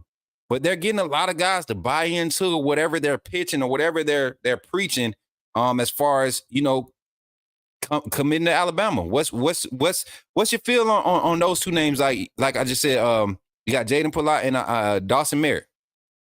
I feel like Dawson Merritt, he's down to 2 schools, Alabama, Nebraska. Like you said, if his commitment date's the 13th, I'm leaning towards Alabama, getting that last visit, being able to get campus, him and his family. He's already been to Alabama multiple times and, it's clear he's a priority and he knows that. And so, bringing him in, I believe it's a Wolf position. Is that right? Yeah, they're definitely looking at him. Your Wolf is going to be a pass rush specialist. You got guys like Duke Johnson, Dawson Merritt, Jaden Perlot is another one. Like you get a rotation of them guys. And I think even those guys, Duke Johnson and Jaden, they both can float to the inside linebacker room. You get what I'm saying? Like this is about to be a stacked linebacker core for the next 3 to 5 years. Now, I'll tell you this for sure. I really like Perlotti too, or Palat. He's from Buford. He plays at a powerhouse in Georgia. Everybody knows where Buford's located. Plays at the highest classification in Georgia you can. Been committed to Georgia for a while, but he's entertaining other programs like Alabama, Florida State, and Auburn. I would say that number 2 right now and it could be just because he's coming off of an official visit, is Bama. I think a lot of people, I think a lot of people are feeling that way right now. One thing to monitor, though, I don't know if anybody's pointed this out, is Prolot is very close with KJ Bolden. They're very close, and they've said they wanted to team up for a while. And KJ's at Georgia. Yeah, I think a lot of that. I think that's a lot of the reason why Prolot is still committed to Georgia.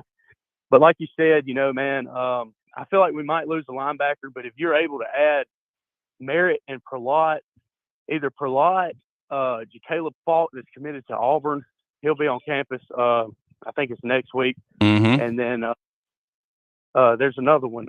Who am I thinking of? There's another linebacker. Man, my mind just went blank. Don't do that. Who that other? But yeah, there's another linebacker that's going to be on campus soon too. Let me see if I can find his name, man. Justin Hill, the edge. So I feel like, we've done a good job recruiting that position. Got 5 linebackers. Miles Johnson probably won't end up in this class, unfortunately. I know a lot of people hate to hear that because he's an in-state kid, but right. I like the direction where this class is going, and it's another big weekend. And getting Merritt on campus, I think will be really good for us in the end. All right, I'm gonna talk about something pretty touchy, and then we're gonna jump to a reaction. The news, the buzz around Antonio Coleman. Y'all remember when I talked about Antonio Coleman flipping back to Bama? And it was a good flip for us, but I said the instability, the way he's entertaining so much of the social media, that has never worked out or panned out good for guys that end up sticking with Bama. You come in with that hype and all that flip-flopping and stuff, it's never worked out traditionally under Saban. Do you think the same type of mentality or the same type of mindset is carried over with this staff? I look at Kalen Deboer and I feel like he's the same. I feel like this staff is confident with moving away from guys who are indecisive after they say they're committed. Oh, for sure, man. Antonio Coleman's one guy, he's kind of a little wishy-washy and taking these official visits to Auburn, I'm sure the coaching staff notices that. And I don't think this coaching staff, like I said, they prioritize a few guys and move on. Like I said, we moved on from Marcus Harris, and if that's the case with Antonio Coleman, then Javian Campbell. Yep. Javian Campbell. You got Javian Campbell, Floyd Buchard, Josiah Sharma. You got guys like that. You got guys that can replace Coleman. Coleman's a very good player. I want to keep him on board. It'd be nice to keep him in the class, and he knows that the coaching staff, Alabama's coaching staff, wants to keep him on board, and that's the ultimate goal. But if he's entertaining Auburn and flirting with all these other schools, then the coaching staff's going to move on. If it commits, it doesn't necessarily mean that he's decommitted. It could mean that Alabama's moved on and said, hey, you're not welcome here anymore. Yeah. Which I doubt is the case, but it's possible. So another guy, I told Smook, he didn't really agree with me, but another guy I don't think Alabama would necessarily move on, but I think they have options, is Turbo Rogers. Yeah. I'm not sure that he'll necessarily flip, but I feel like if he does flip, I would not go into panic mode.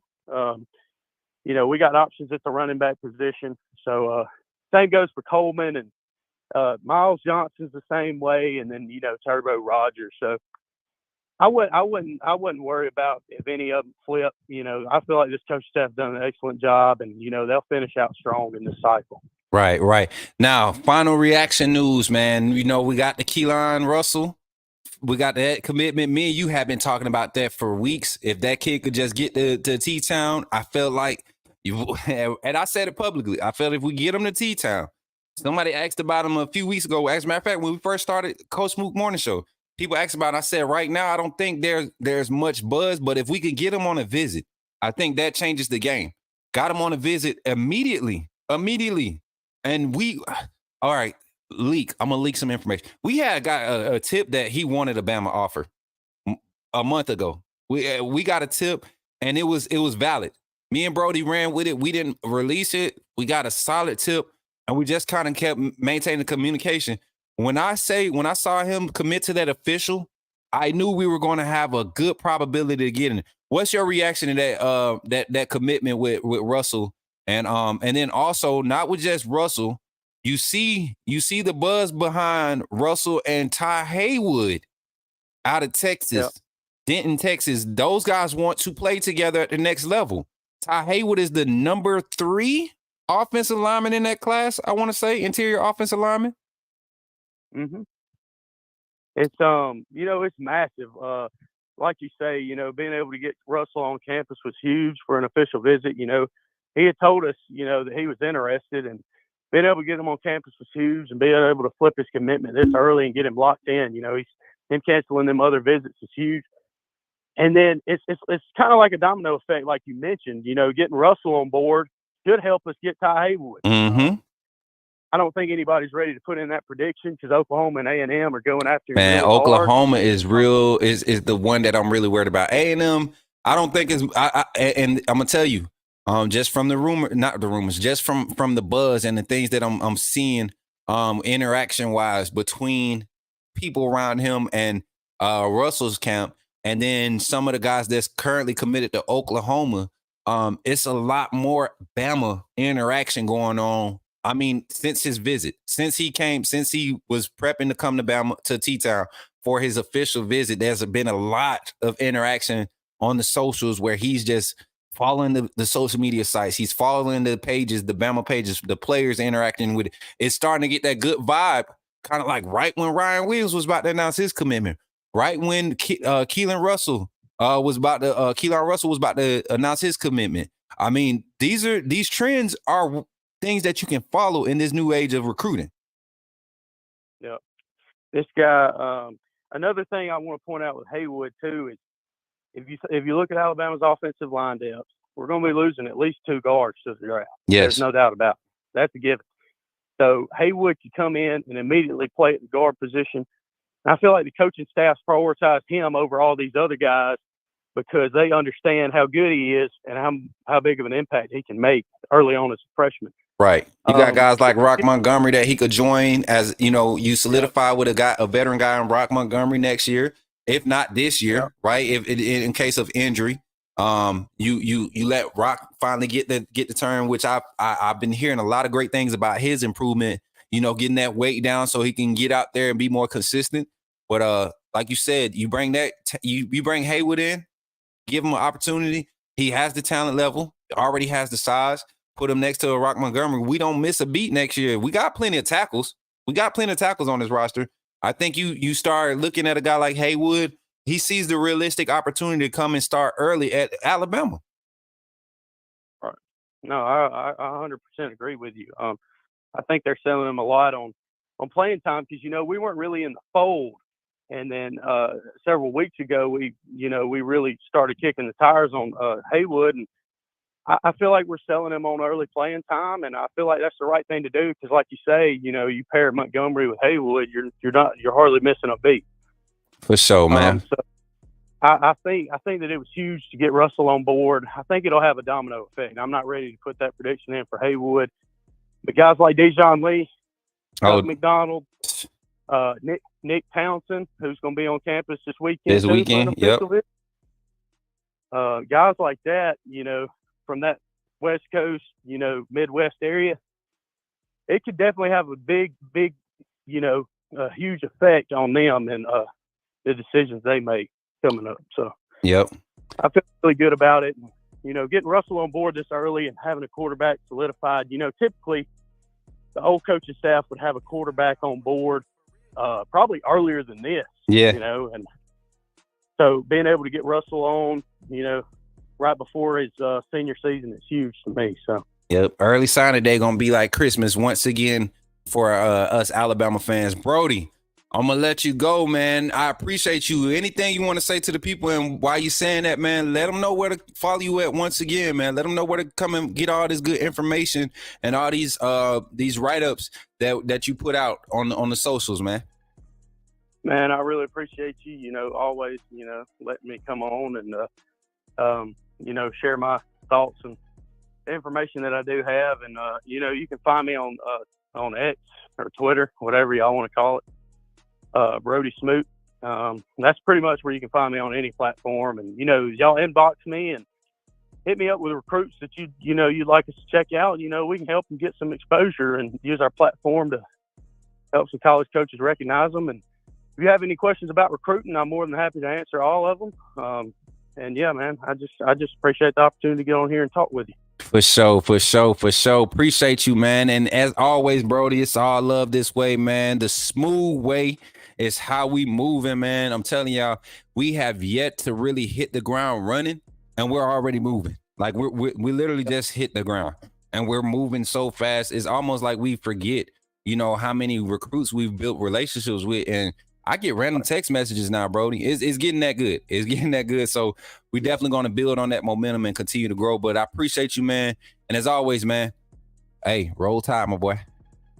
Roll tide. Yes, sir. All right. Y'all, my brother Brody was on the line. Listen, one last phone call, man. One last phone call. Let me get this set up right quick. I'm going to do this, and then we'll be closing the show out.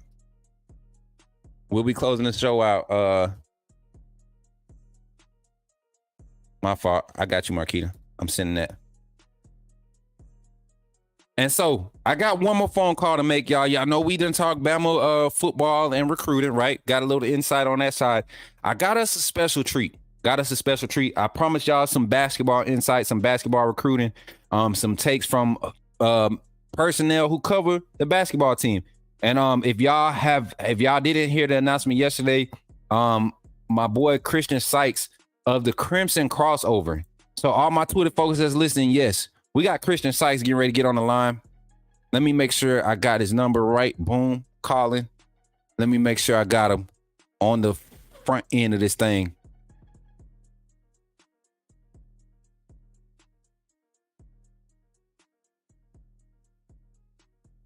All right, yeah, we got him. All right, hold on. Hey, Christian, can you hear me?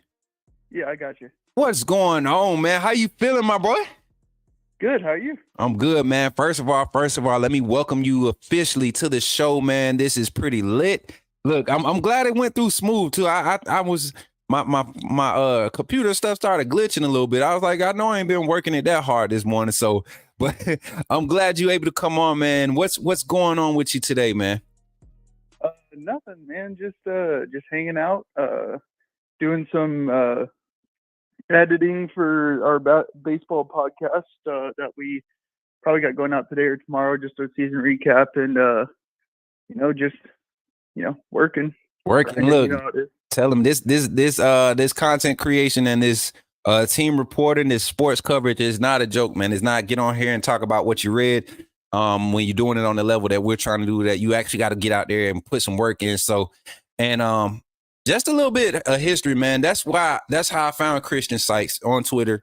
How he was reporting on Bama basketball. I really came onto his page around the time I was transitioning to go to T-Town, to move to T-Town. And I started, kind of getting my updates, basketball updates, recruiting, everything. Started following his work, and solid write-ups, solid content that he puts out.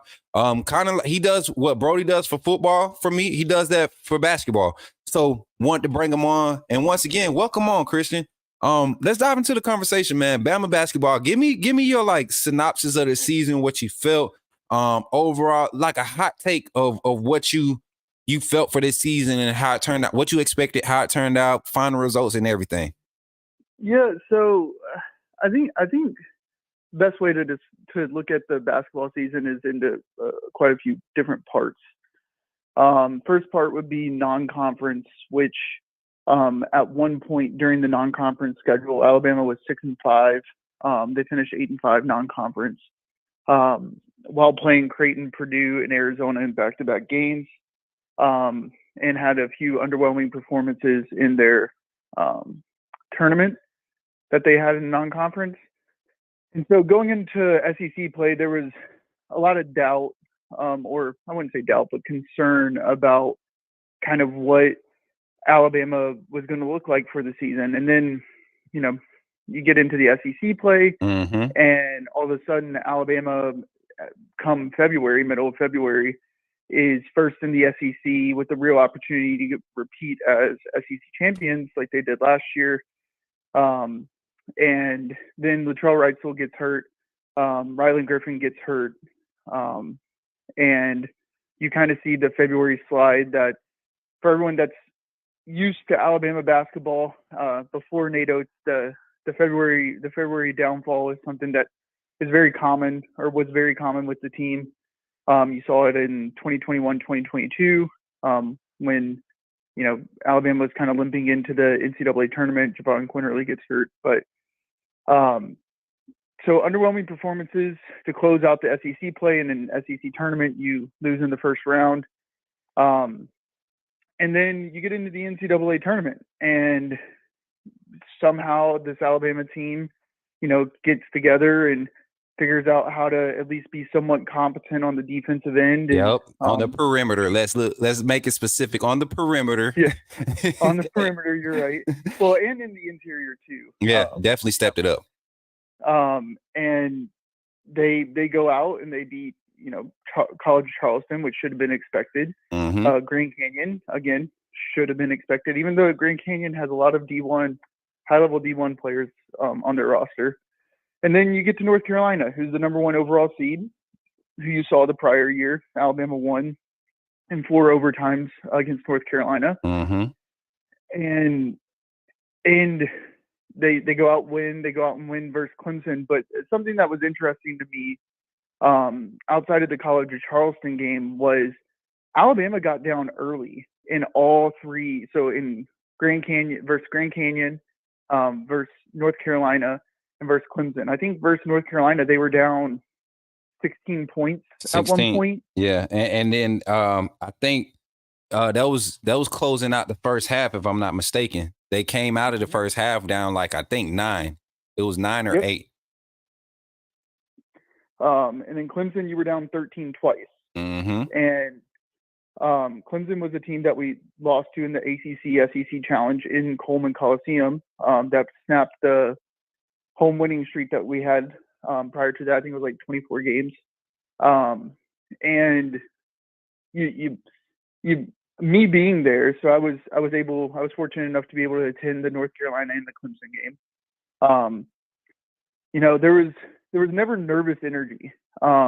Even me watching it, I know for a lot of fans, people were like, "Oh, well, here we go," but I was sitting directly across from the bench, and the coaching staff, the players, there was never any types of nerves or anything like that.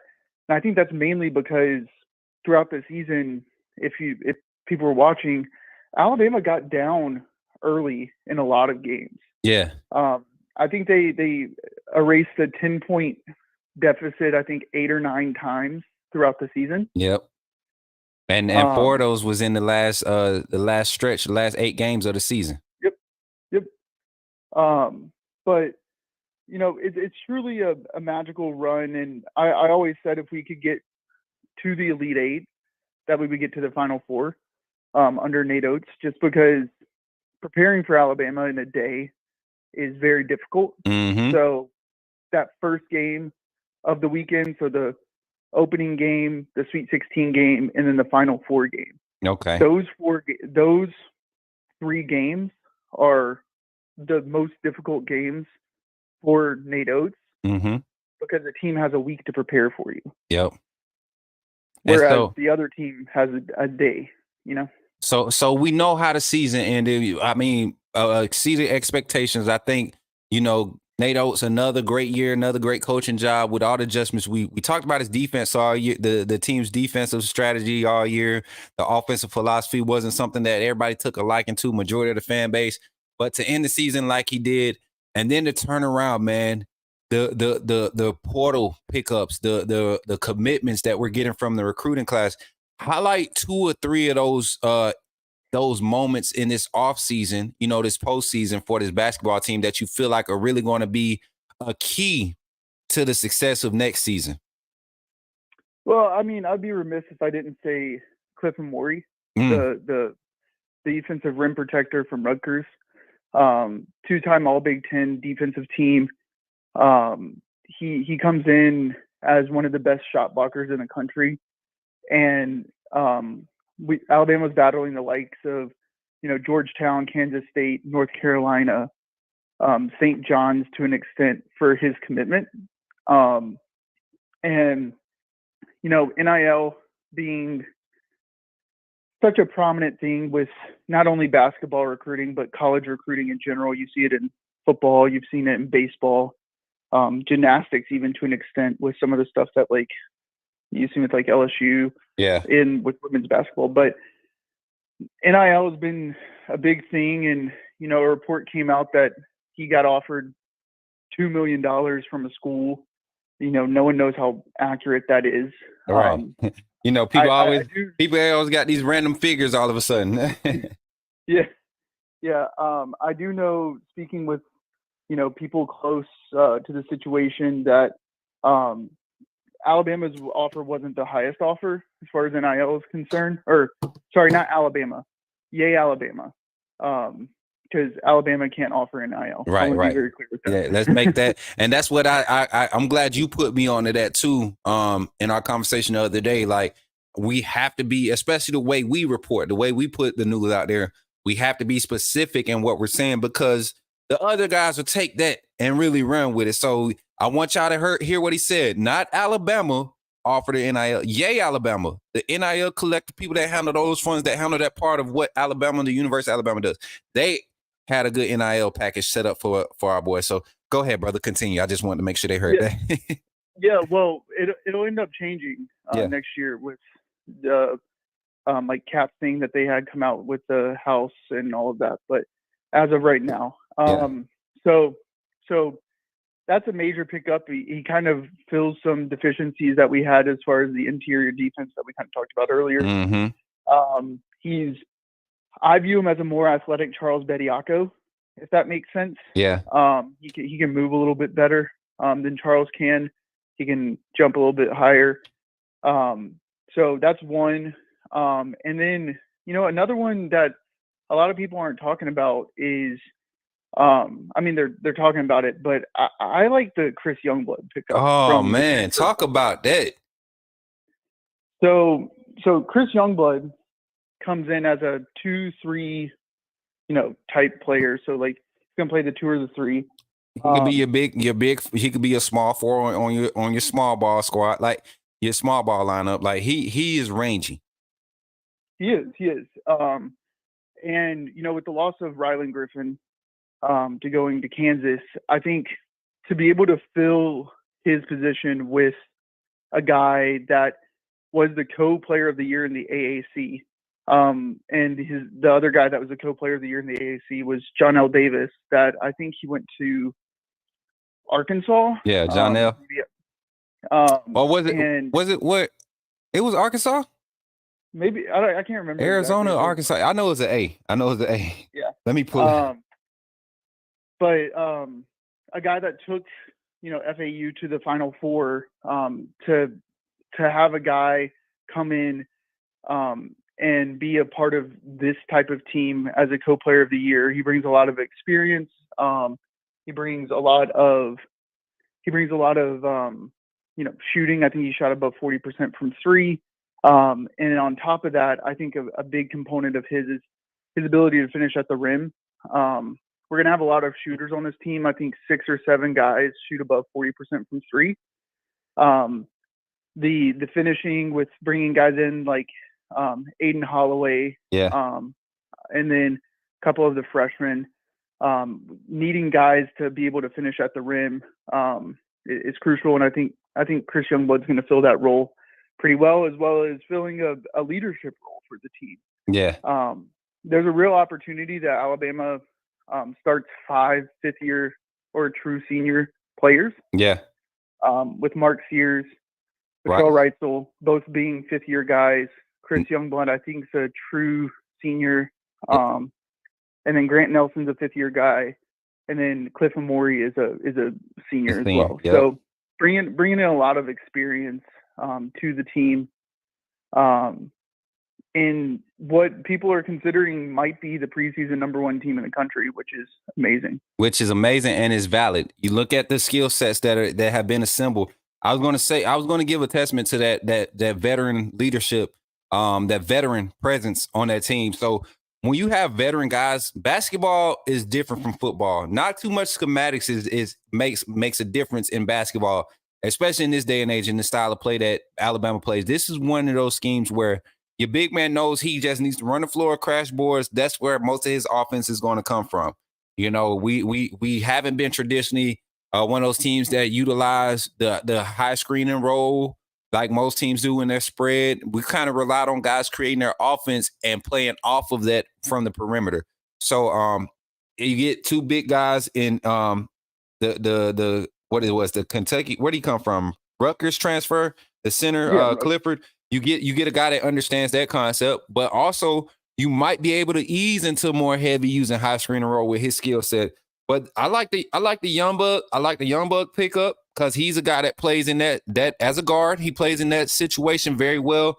But the young guy, the freshman, Nas Cunningham, I see that young man coming in and possibly getting, some strong consideration in that rotational group coming off the bench, that first 8 off the bench, because he has a skill set that you need in this spread type of offense, this 4 high or this perimeter-based offense. And I think Nate Oates really finally, for the first time in probably like 2 years, 3 years, got guys that he actually, feel like they're his first priority or their first choice guys. If I feel safe kind of saying that. And he's confident going into this season, this off season, in preparation for next season. So, very insightful information, Christian Sykes. My dude, man. Listen, I got to get this take from you. If you had to project early season projections, hot takes right now for this Bama team, what's a solid finish? What's a solid outcome for this team going into this 24-25 season? Well, first I'd like, just speaking on the freshman, you talk about Nas Cunningham, which I might be a little bit lower on him than you are. But he's the main reason is he has to put on a little bit of weight. He's really, really small. That's it. I think he's like 170 pounds.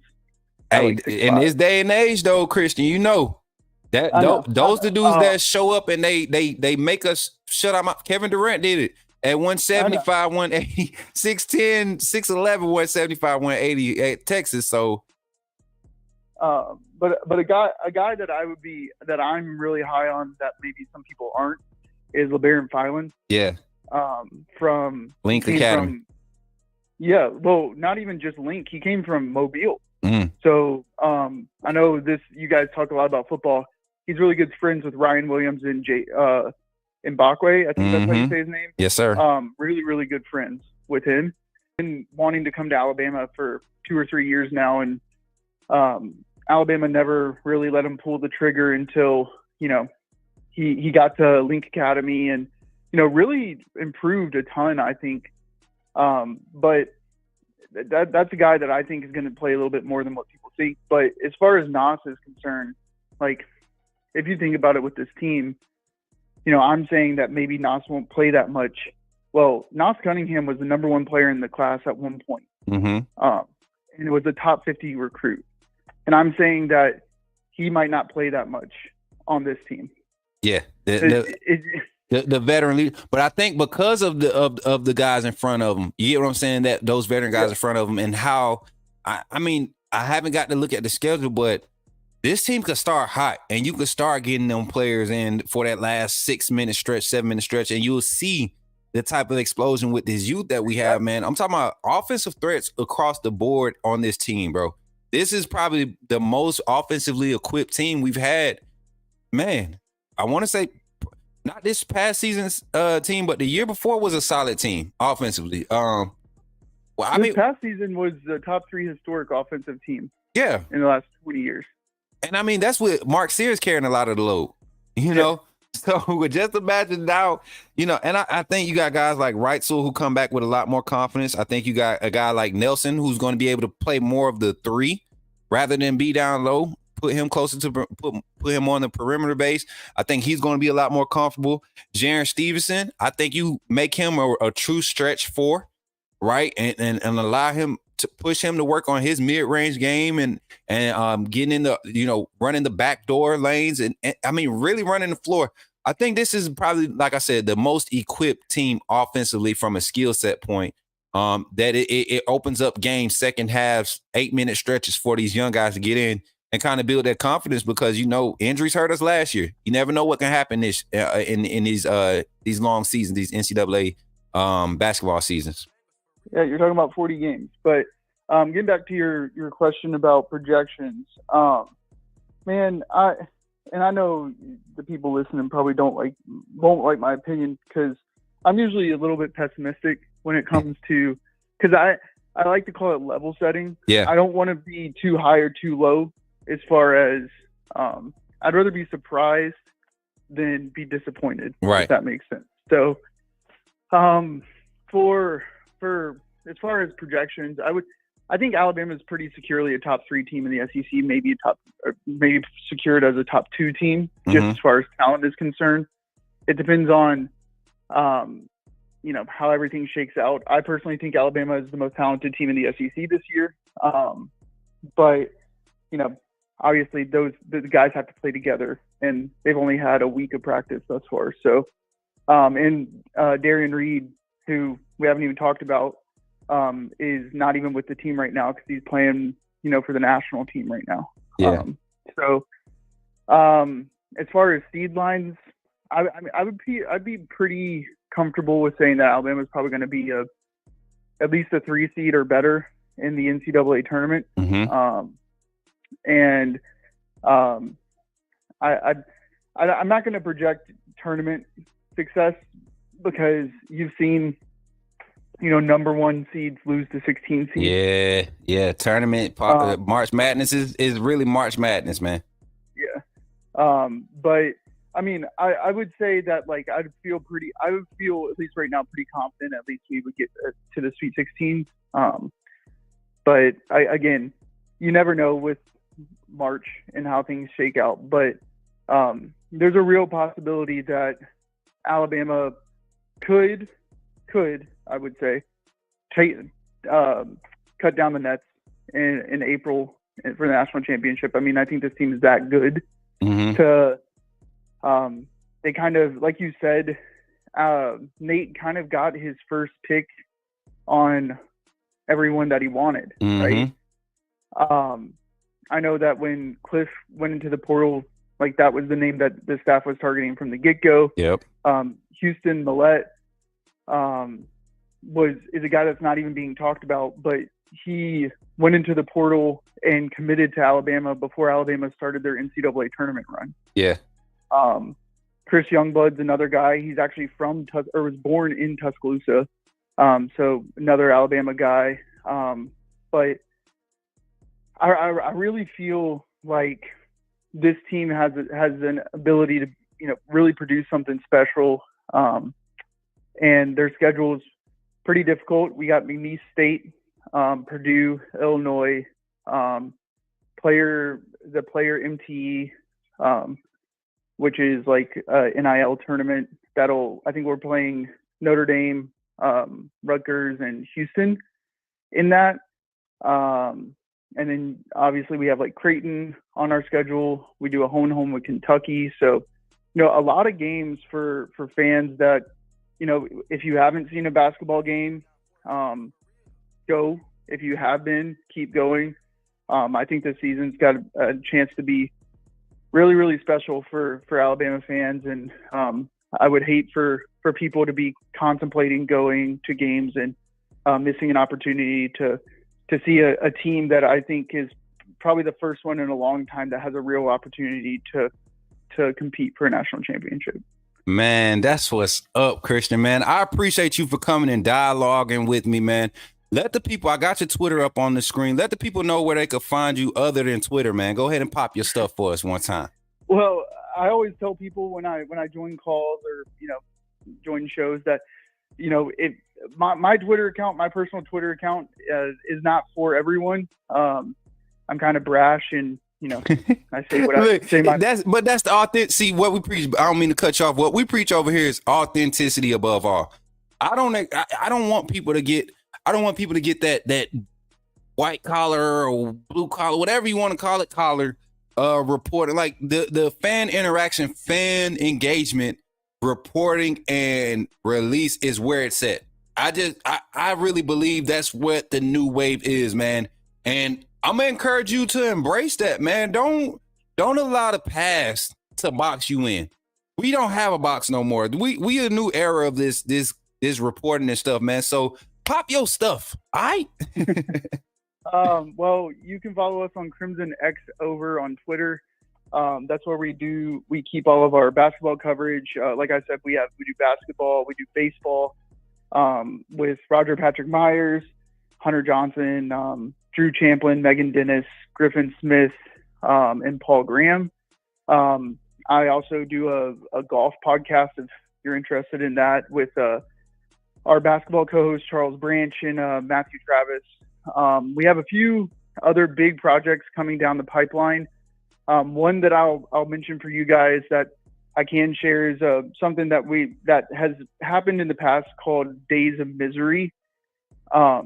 It's a space series that Paul Graham hosts, where previously he had gone through all of the Saban losses.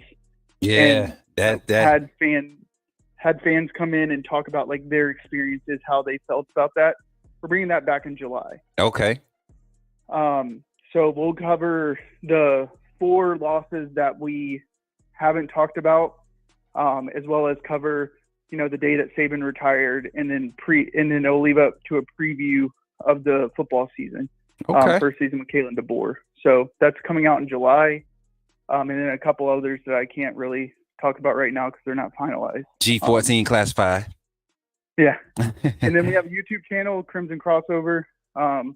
If you like, all of that, that's where we put all of our video content. And then we have Spotify and Apple, obviously, for all of the shows that we run. Doing it big, man. Shouts out to my guy, Christian Sykes, for pulling up, man. Once again, bro, I appreciate you. And for those that are wondering, yes, this is the Christian Sykes from Twitter.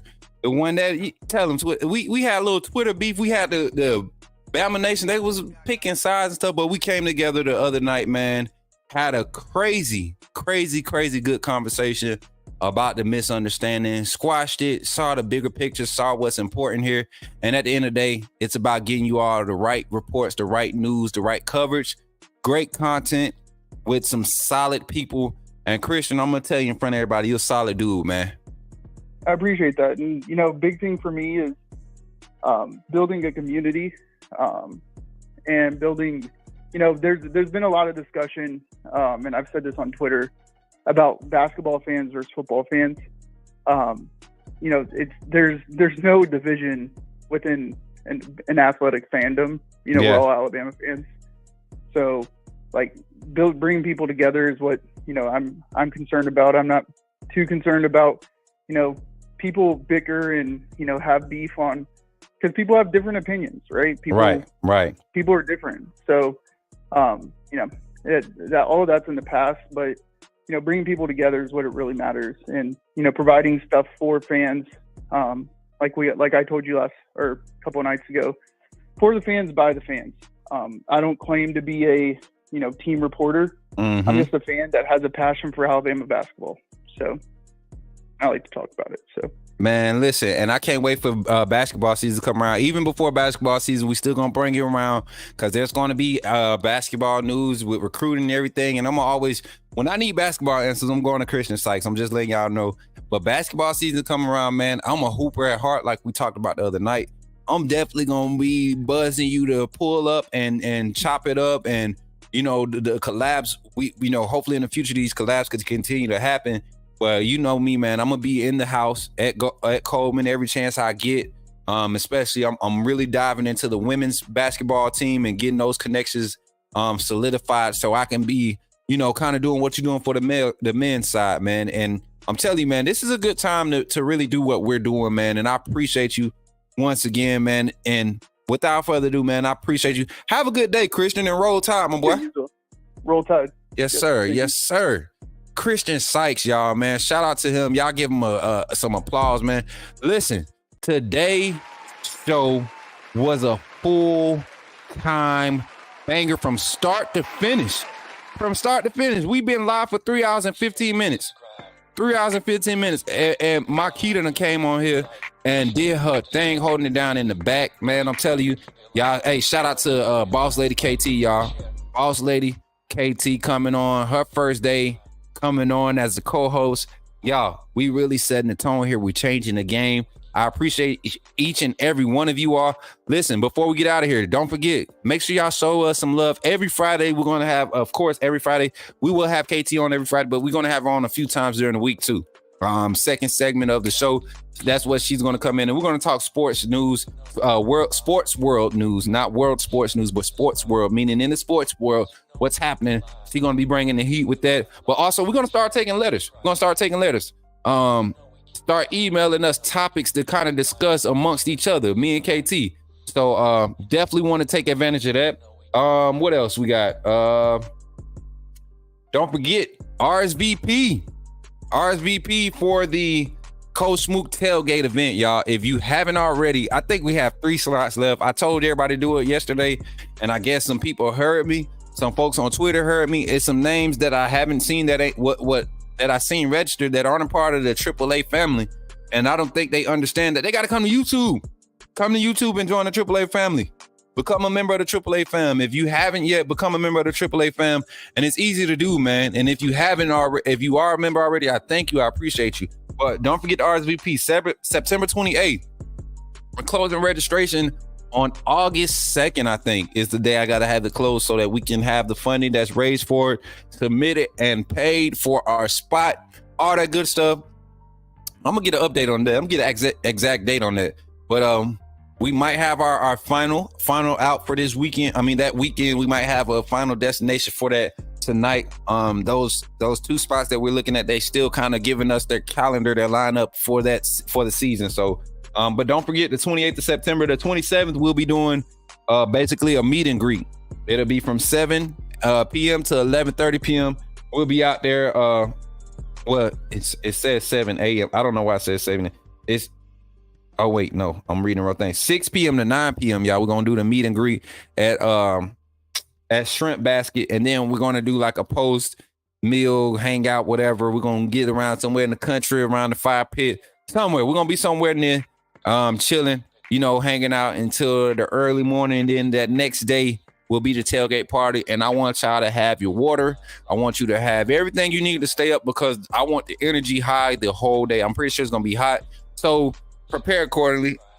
And as we get closer to that date, we'll have some more instructions to put out so you can make sure you purchase your ticket the right way. Just because you RSVP doesn't mean you're in. You have to purchase a ticket, all right? And last but not least, if you want your picture added to this banner, the AAA family banner, first of all, you have to be a member of the AAA fam. The way you do that is be outlined in the commercial on the closeout, but you have to be a member. And if you have submitted your picture and you don't see it on here, make sure you remind me. I need an email saying, hey, I sent my picture. Don't start a whole new email thread. Find it. Go to your sent inbox or whatever. It's your sent box or whatever. And then let me know. Be like, hey, this the email. Because, I've been getting thousands of emails since we launched the network. So I'm over exaggerating. I get like 15 emails a day on that email. I ain't even go cap. But it's too many for me because I got 3 different emails I got to check every day. So definitely take advantage of that. Want to add y'all to that because we will have a banner at all of our outside with Coach Smook events, all of our community events outside. With that being said, y'all, today has been a show, man. It has been a vibe. I appreciate y'all. I'm not gonna lie. My energy, I started here and now I'm here. You know what I'm saying? I started here, but now I'm here because I'm about to go eat, y'all. I'm excited. So with that being said, thank you everybody for joining, man. Everybody came through, all the members that have been here for a month now. Dwight, Gary, Antoine, Zach, Brett, Auntie Janet, Jordan, my sister Cicely's, Nicole, Bino, Davin, Moonrocker, Greg, Car Conversations, Cynthia, Carla. Man, appreciate y'all for being a member. All the new members, Matt Farms joined today. Shout out to my boy Matt Farms, man. We appreciate you. And then also the super chats. Was you clicking that, sis, or was that me? Okay. Super chat. Zach, appreciate you for the $9.99 super chat. And Pops, appreciate you for the $20 super chat, man, coming through. He said, keep up the great work. That's pops right there, man. I appreciate y'all for doing what y'all do, man. I thank you all for supporting the channel. And on your way out, man, all my AAA members, if you're not a AAA member, you got this commercial explaining how you can become one. And then if you want to, and then for my AAA members, I'm thanking you all. Y'all have seen it before. We're going to end the show just like this. Love y'all. Roll Tide, and I'll catch you later on tonight, 8 p.m. Central Standard Time, 9 o'clock Eastern. We will be live. Don't know who's going to join the panel. We might see somebody. Might see somebody new. Hey, love y'all. Roll Tide. I'll catch y'all on the next one. Glad you chose to stop by the channel today. Just wanted to give you an opportunity to really become a part of this community here at the KayT Smook Network. We like to call ourselves the AAA family. The AAA stands for authenticity above all. We just want to give you an opportunity to become a part of this community because we're growing and we're doing something special here as a fan base, not just for Alabama, but the fan community as a whole. We're creating an environment where it's safe to be yourself, be authentic, and meet people who share the same passion you share, whether it's for the same team or not. You can do this by becoming a member of the AAA family and earning your birth certificate, as we like to call it. You simply start by just clicking the link provided to you by one of the moderators in the chat, or it'll be pinned to the top of the chat. Click that link. It'll bring you to my homepage. When you get to my homepage, make sure you hit the notification button and turn on all notifications. Understand that there are multiple ways to support the channel, and each level has its perks. You can go through and read each perk. As we continue to grow, new perks will be added to each level. One thing we would like to highlight that all AAA members are greatly appreciated. It does not go unnoticed that you have taken time and hard-earned money to support this channel. Once you join, YouTube is going to ask for some payment information, and make sure you monitor your subscription dates. Also, if you really want to get interactive with the community and find out what's going on, think about joining our Discord family. This is where you can get into all the fan talk of the community, and also there are networking opportunities. Please be mindful that there are rules and that we expect everyone to treat everyone with respect. Also, if you're looking to partner with KayT Smook Network or sponsor, please hit us up at KayTSmookNetwork@gmail.com, and our staff will get back to you in a timely manner. I'm your boy KayT Smook of the KayT Smook Network, and I thank you for supporting this channel.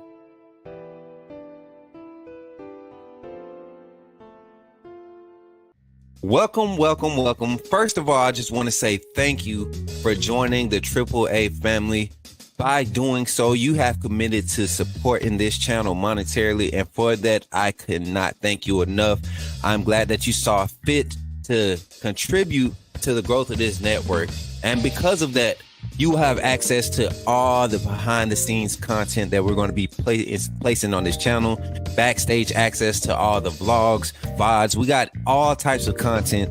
You will have access, early access to it. Also, any event that you see come out with outside with KayT Smook, or anything sponsored or partnered with KayT Smook, will be preferred, and we will all make sure that we're all taken care of. This community is going to continue to grow. Don't miss out on any opportunities to network. We have other content creators. We have business owners. We got entrepreneurs. This is KayT Smook Network because we believe in networking. We want to uplift the community. So thank you for contributing to helping that mission, seeing that goal. And that's really what we're here for, right? We're here to uplift and continue to grow. So thank you for all your contributions, and welcome to the family. AAA SOS.